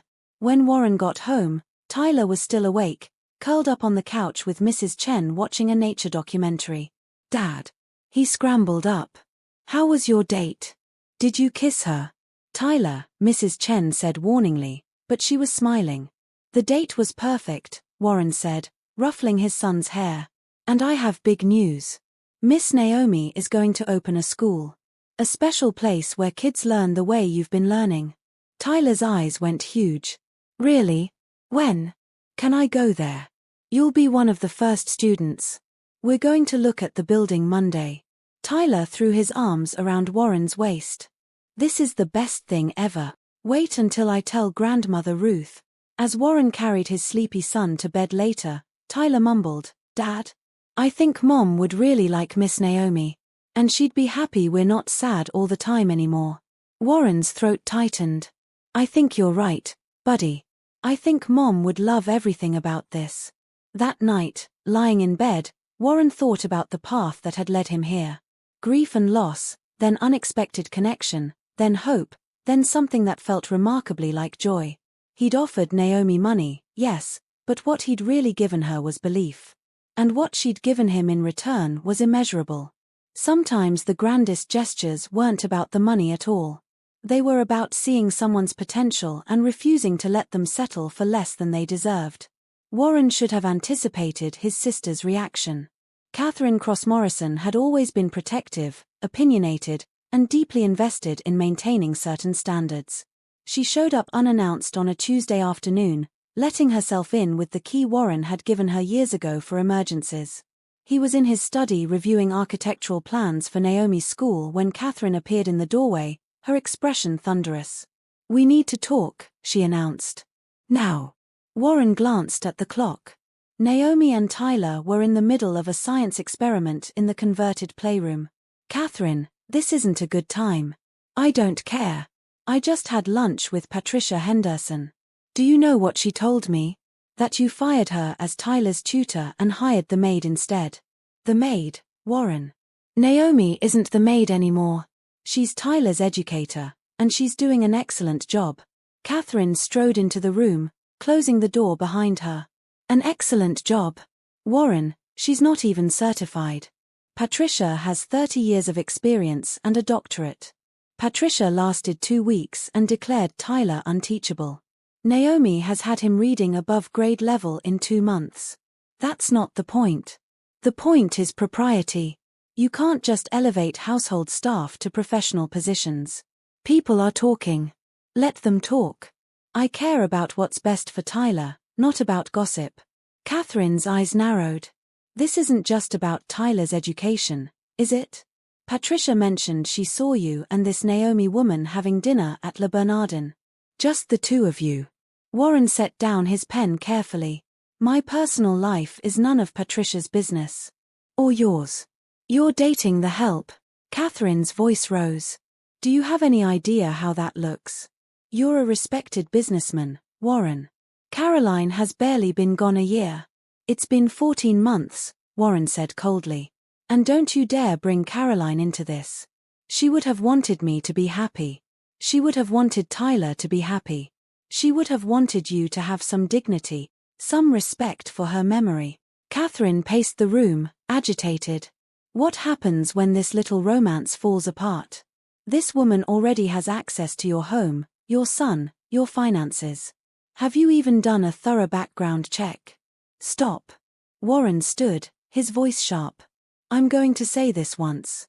Naomi Bennett is a kind, intelligent, dedicated woman who has helped Tyler heal in ways no one else could. What's between us is real and none of your concern. I'm not going to defend her to you or anyone else. You're being naive. She's obviously using you. Poor teacher loses her job, suddenly she's living in a mansion, getting money from a wealthy widower. It's textbook." Warren felt his temper flare. "You don't know what you're talking about. I know gold diggers when I see them.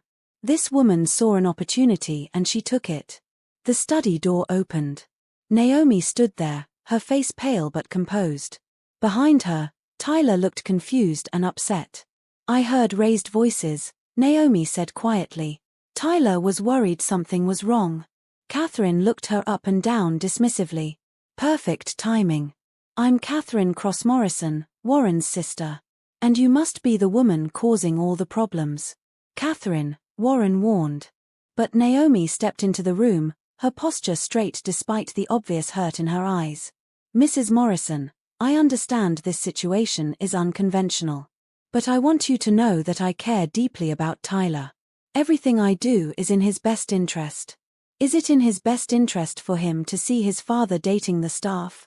Is it in his best interest for you to ingratiate yourself into our family for financial gain?" Tyler pulled away from Naomi, his voice shaking with anger. "Miss Naomi isn't using us. She's nice and she's smart and she makes Dad smile. You're being mean." "Tyler, adults are speaking," Catherine said dismissively. "No," Tyler shouted, startling everyone. "You don't get to talk to Miss Naomi like that. She's the only person who's helped me. She's the only one who didn't make me feel broken.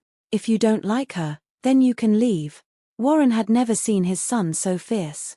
Tyler's hands were balled into fists, his face red with emotion.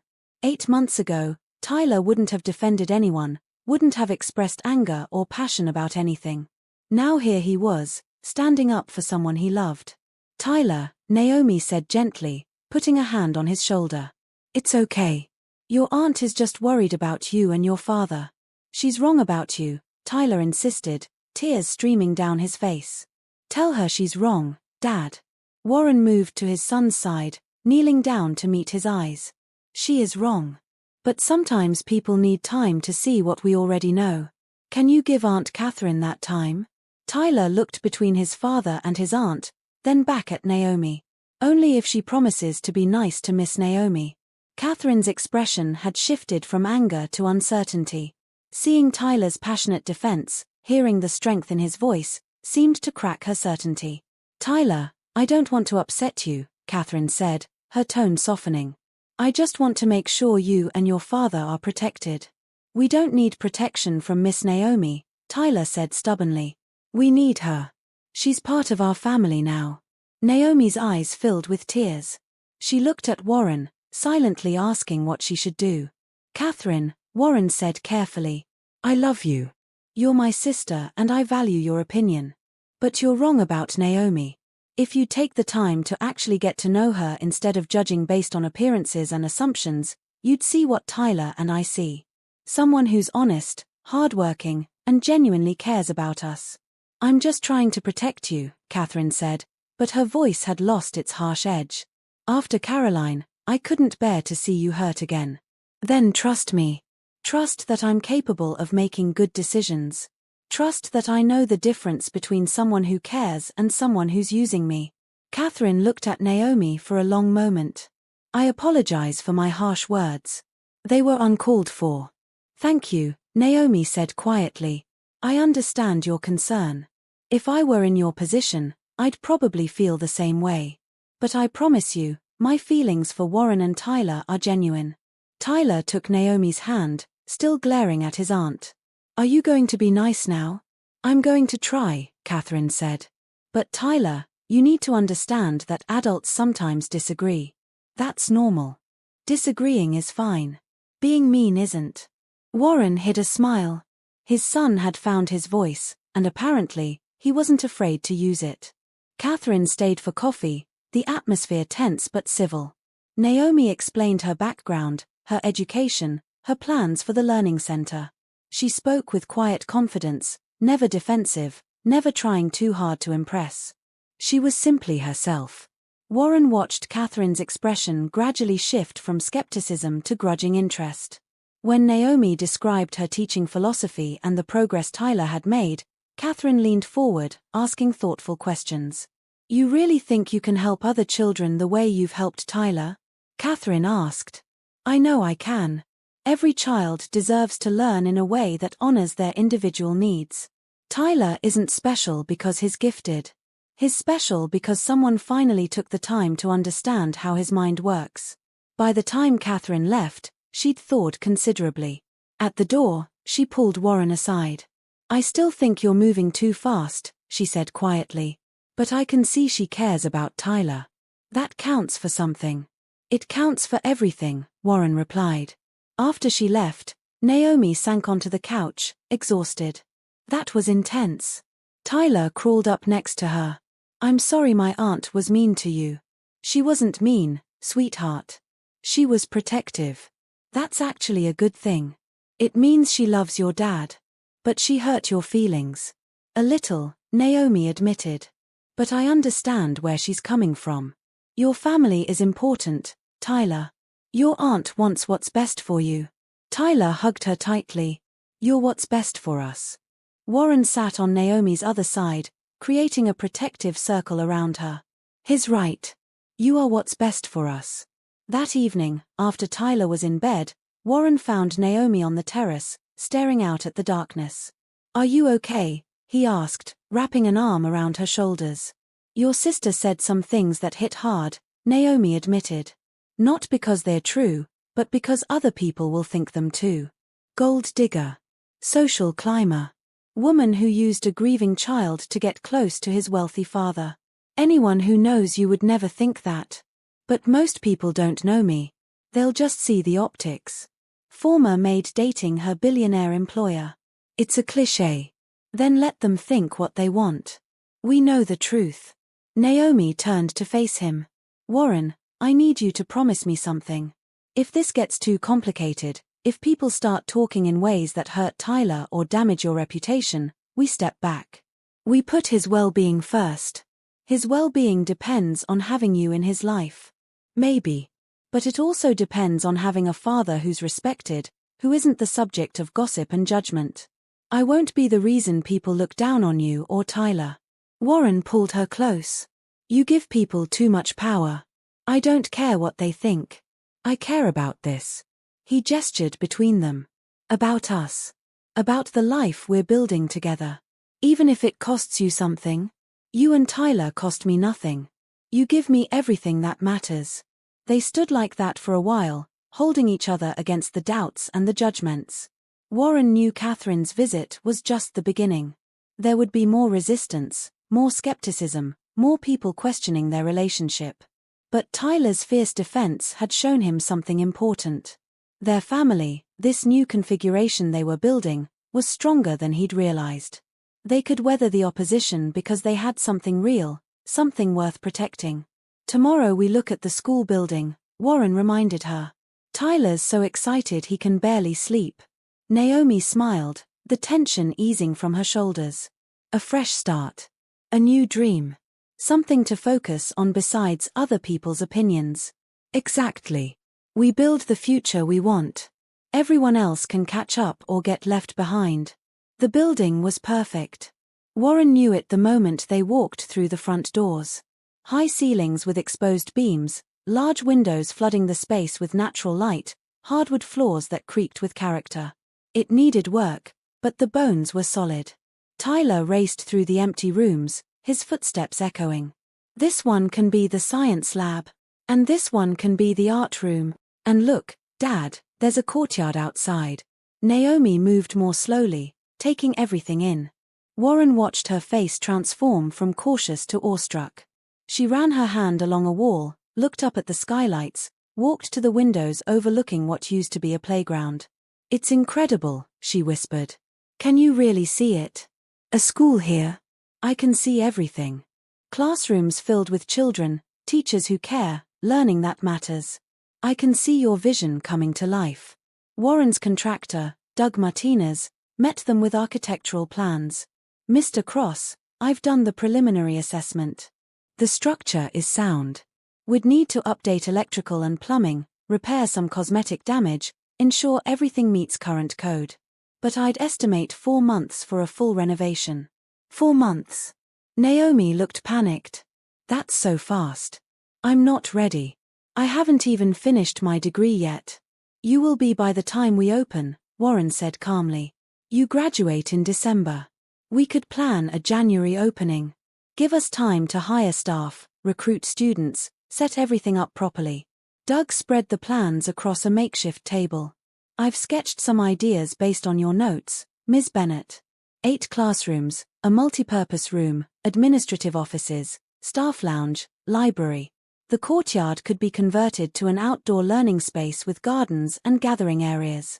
Naomi studied the plans, her finger tracing the layouts. Could we make the classrooms more flexible? I don't want traditional rows of desks. I want spaces that can adapt to different learning activities. Absolutely. Movable furniture, multiple learning stations, technology integration. We can design each room to be highly adaptable. They spent 3 hours walking through the space, discussing possibilities, making decisions. Tyler appointed himself the official tester, lying on floors to check comfort levels, opening every closet, inspecting every corner. Miss Naomi, he called from what would become the library. If you have a school, can I help sometimes? Like be a teacher's assistant. You'll be a student, Naomi laughed. But I think student leaders who help other kids is a great idea. Warren pulled out his phone, calling his attorney. Gerald, I need you to draw up partnership papers. I'm investing in an educational venture. I want everything proper and legal. He watched Naomi's expression shift from joy to concern. After he hung up, she approached him carefully. Partnership papers? Warren, what exactly does that mean? It means we do this right. You're not just the face of the school. You're the owner. I'm the investor and business partner. We split ownership, we share decision-making, we both have legal protection. What percentage are you thinking? 60-40. You have majority ownership, final say on all educational decisions. I handle finances, operations, business development. Naomi shook her head firmly. No. 50-50. Equal partners. Naomi, you're putting in the expertise, the vision, the work. You should have majority control. And you're putting in the capital, the business experience, the network. Without you, this doesn't happen. 50-50 or I don't agree. Warren smiled. You drive a hard bargain. I learned from the best. She gestured around the space. This is really happening, isn't it? We're really building a school. We are. The Bennett Cross Learning Center. What? No. Just the Learning Center. Simple, welcoming. It needs a name that means something. How about Hope Academy? Tyler suggested, emerging from the library. Because you're giving kids hope that they can learn. Warren and Naomi looked at each other. Hope Academy, Naomi repeated. Tyler, that's brilliant. Of course it is, Tyler said matter-of-factly. I'm a student of the best teacher ever. Doug promised to have detailed renovation plans within a week. As they locked up the building, Warren saw Naomi wipe away tears. Happy tears, he asked. Overwhelmed tears. 6 months ago, I was cleaning houses and wondering if I'd ever teach again. Now I'm about to open my own school. It doesn't feel real. It's real. And it's going to be extraordinary. That evening, Warren arranged for a family dinner. Not just him, Naomi, and Tyler, but also grandmother Ruth and, surprisingly, Catherine.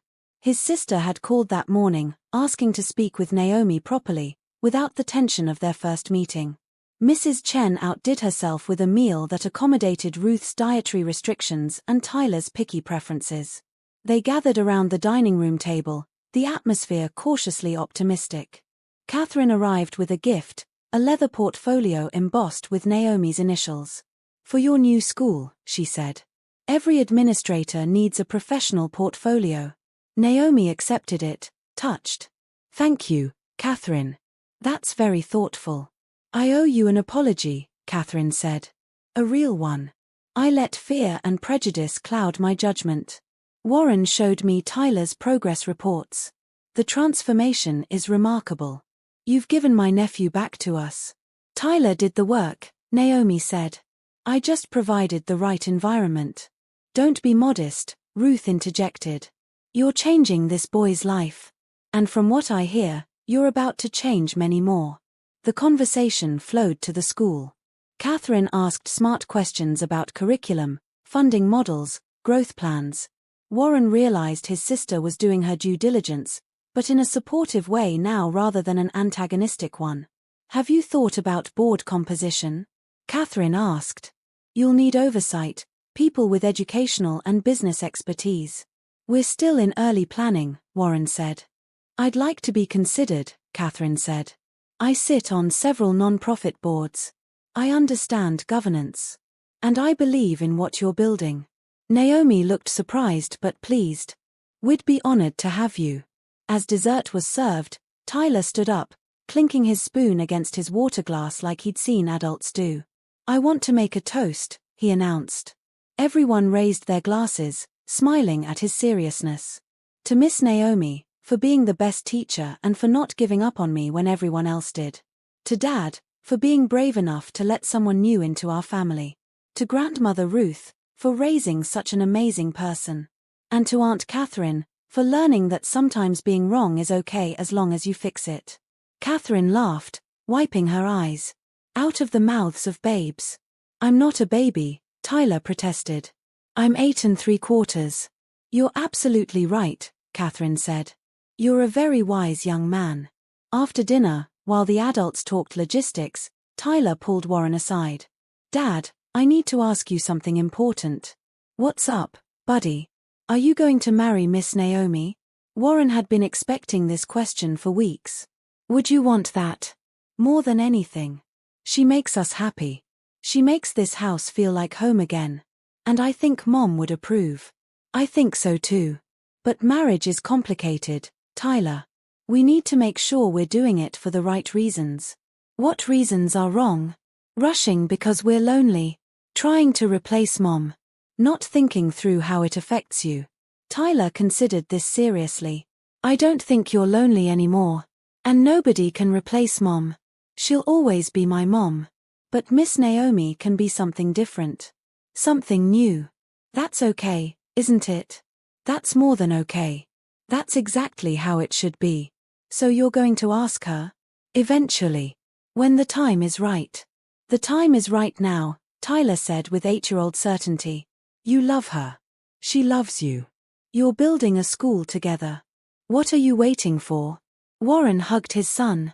For someone wise to tell me it's okay to move forward. Thank you, Tyler. Later that night, after everyone had gone home and Tyler was asleep, Warren found Naomi in the school building plans, making notes. You're still working? He asked. I can't turn my brain off. There's so much to think about. Curriculum frameworks, hiring criteria, enrollment processes. It's overwhelming in the best possible way. Warren sat beside her.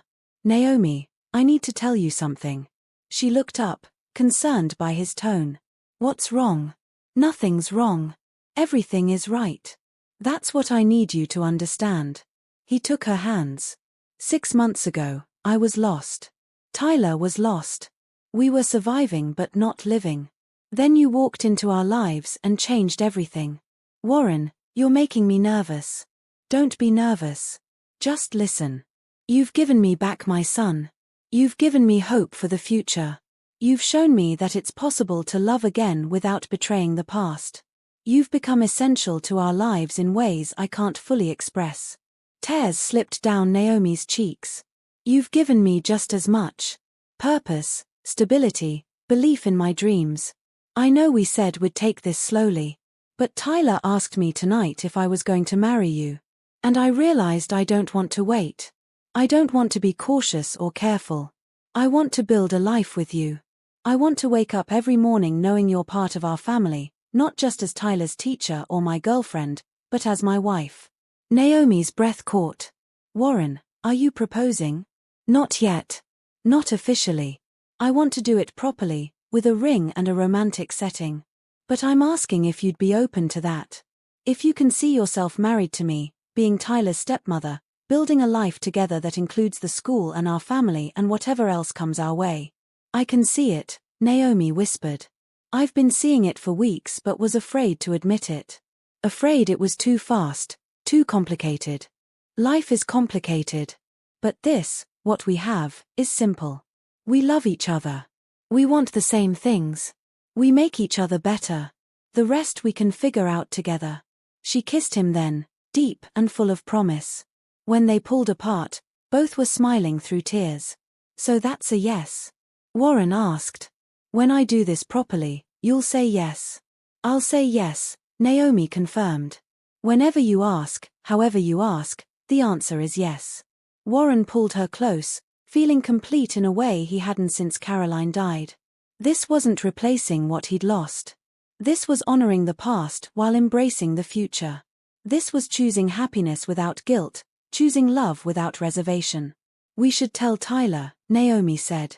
He'll be impossible if we keep this secret. Tomorrow, Warren agreed.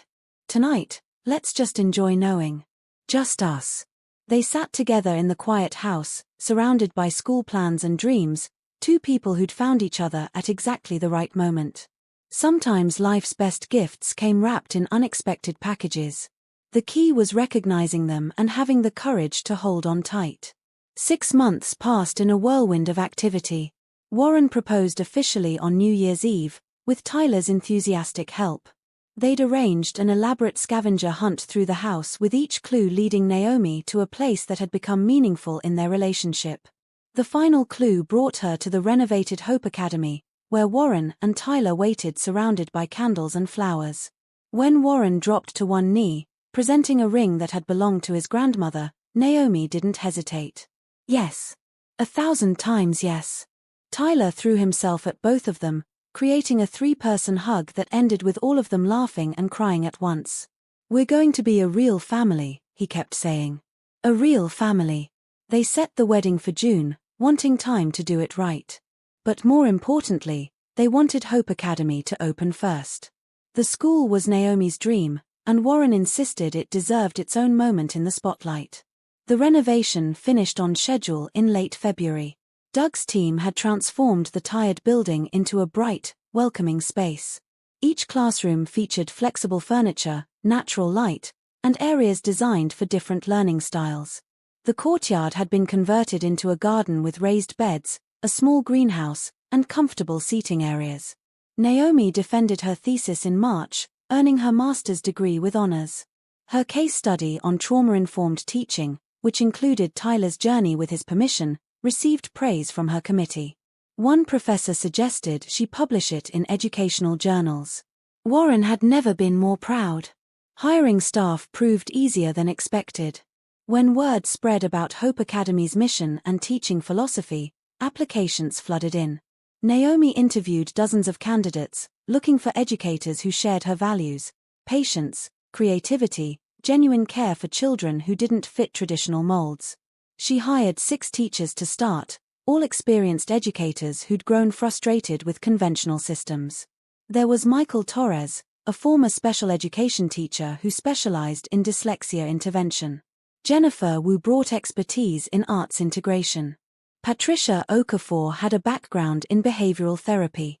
Each person understood that teaching wasn't just about content delivery but about seeing and honoring the whole child. Catherine proved invaluable during the setup phase. She helped navigate licensing requirements, establish enrollment procedures, and create governance structures. Her network opened doors that might have remained closed.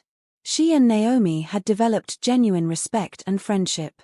Ruth became the school's unofficial grandmother, visiting constantly to offer opinions and occasionally bake cookies for the staff. Her sharp wit and warm heart made her beloved by everyone. Enrollment was slower than hoped at first. Despite advertising and outreach, many parents were skeptical.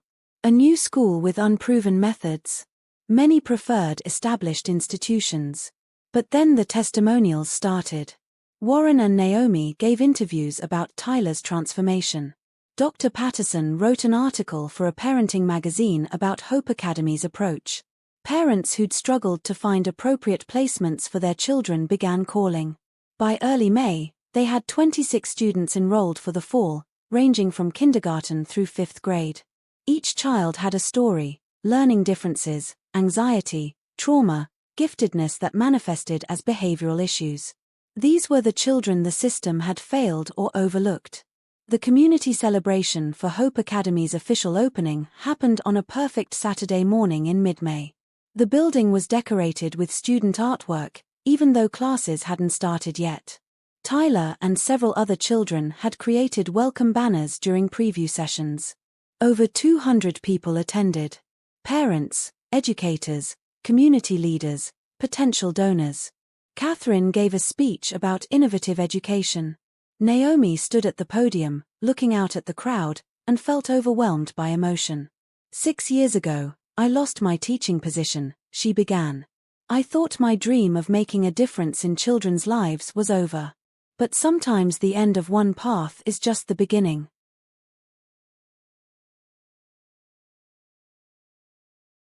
Of another. Hope Academy exists because one father refused to give up on his son. Because one child showed me that with the right approach, every student can thrive. Because a community believed that education should adapt to children, not force children to adapt to arbitrary standards. She looked at Warren and Tyler, standing together in the front row. This school is for every child who's been told they're not good enough, not focused enough, not like everyone else. We say, you're exactly right as you are.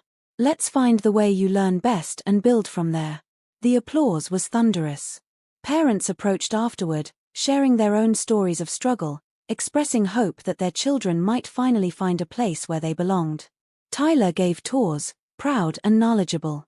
He showed visitors his favorite classroom, the library with its cozy reading nooks, the science lab where experiments would happen.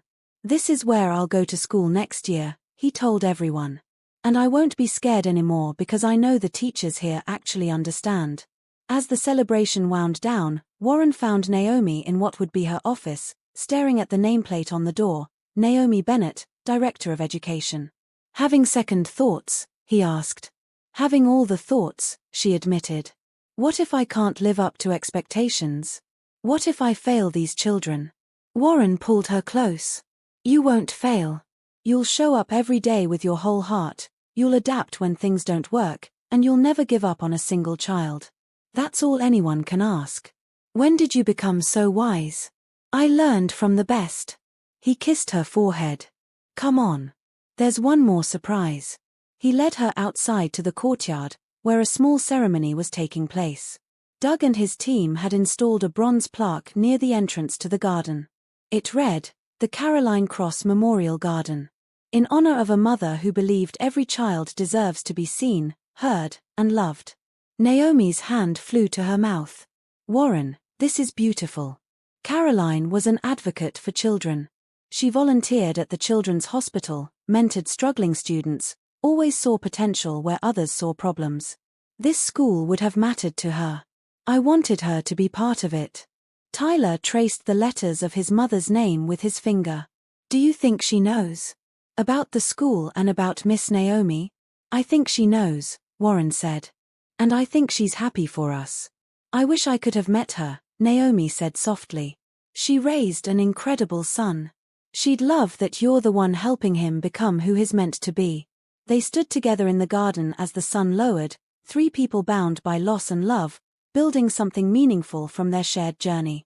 2 weeks later, on a perfect June evening, Warren and Naomi married in the Hope Academy courtyard. The ceremony was small, intimate, attended by close friends and family. Tyler served as best man, taking his duties very seriously. Ruth cried through the entire event. Catherine read a poem about second chances. When the officiant pronounced them married, Tyler cheered so loudly that everyone laughed. At the reception, held inside the school's multipurpose room, Tyler gave a toast that left hardly a dry eye in the house. My mom died and I thought I'd never be happy again, he said, his voice clear despite his nervousness. I thought our family was broken forever.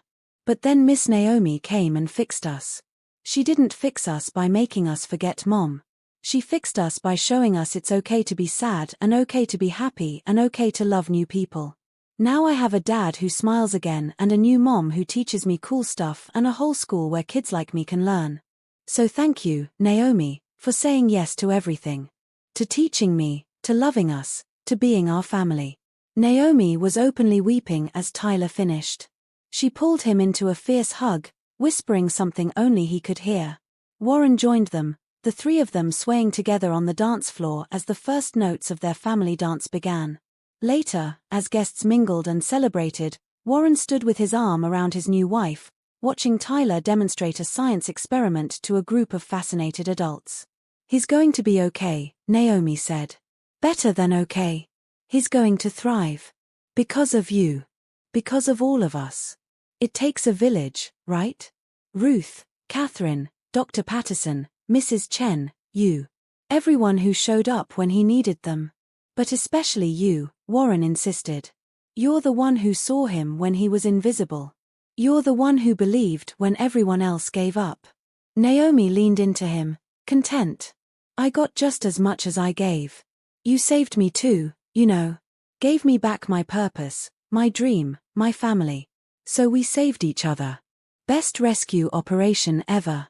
As the evening progressed, guests shared stories about transformation and hope. Parents whose children would attend Hope Academy in the fall expressed gratitude. Teachers shared their excitement about joining the team. Catherine announced that her foundation would establish a scholarship fund for families who couldn't afford tuition.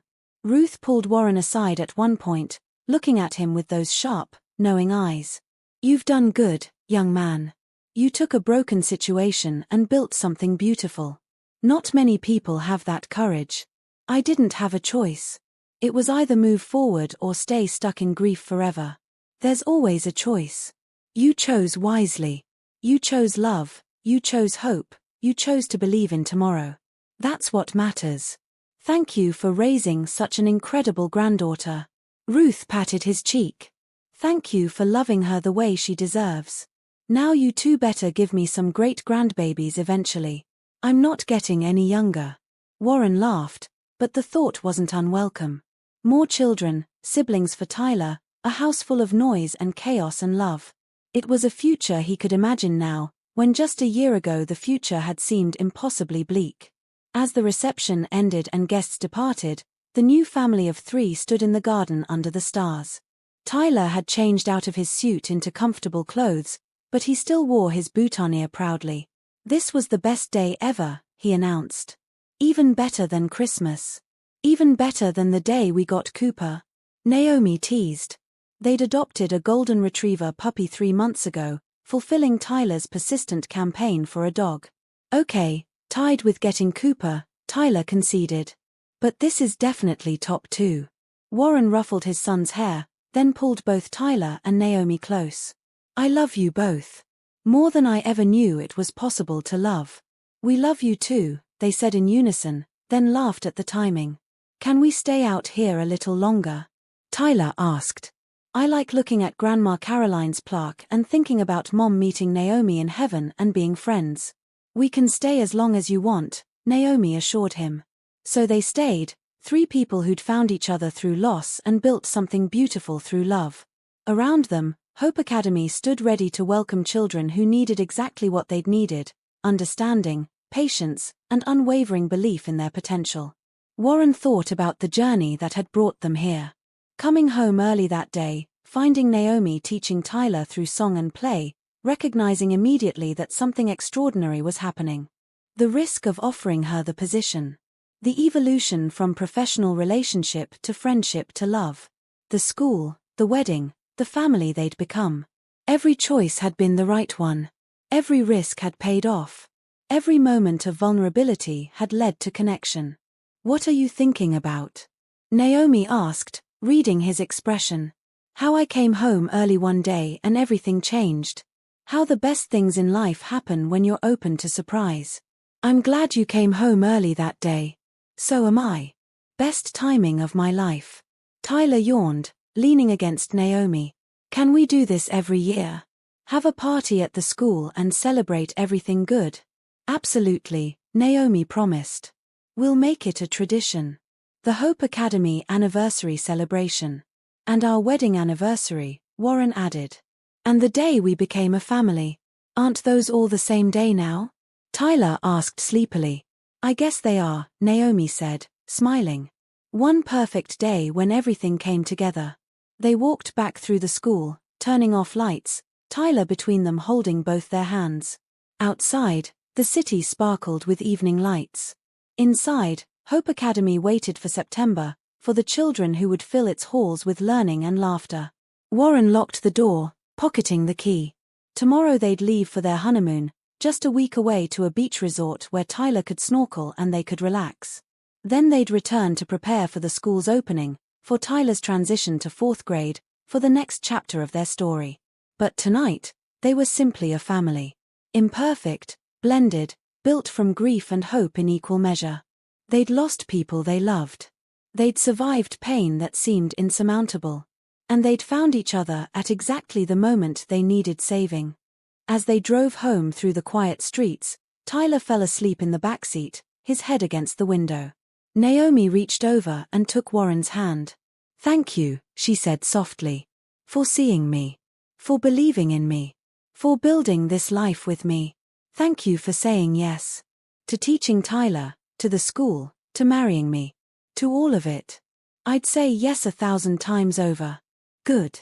Because I plan to ask you for 1,000 more things over the next 50 years. Naomi laughed. I'm counting on it. They pulled into the driveway of the house that had been a museum of grief and was now a home filled with warmth. Warren carried Tyler inside while Naomi unlocked the door. Cooper greeted them with enthusiastic tail wags, and they all laughed at his excitement. After tucking Tyler into bed, Warren and Naomi stood in the doorway of his room, watching him sleep peacefully. He's going to be amazing, Naomi whispered. I can see it. A kind, confident, brilliant young man who changes the world because someone took the time to understand him. You gave him that chance. You gave us both that chance. They retreated to their own room, exhausted but content. As they prepared for bed, Warren caught Naomi's reflection in the mirror and felt a surge of gratitude so intense it nearly overwhelmed him. "I love you, Mrs. Cross," he said. Naomi turned, smiling that radiant smile that had captivated him from the beginning. "I love you too. Now and always." They fell asleep wrapped in each other's arms, two people who'd survived loss and found love, who'd taken enormous risks and built something beautiful. Outside, the world continued turning. Inside, a family slept peacefully, secure in the knowledge that tomorrow held promise instead of pain. The story that had begun with a billionaire coming home early and discovering his maid teaching his son had evolved into something far greater than any of them could have imagined. It had become a story about healing, about second chances, about the courage to embrace happiness after heartbreak. It had become a story about hope. And hope, as they'd learned, was the most powerful force of all.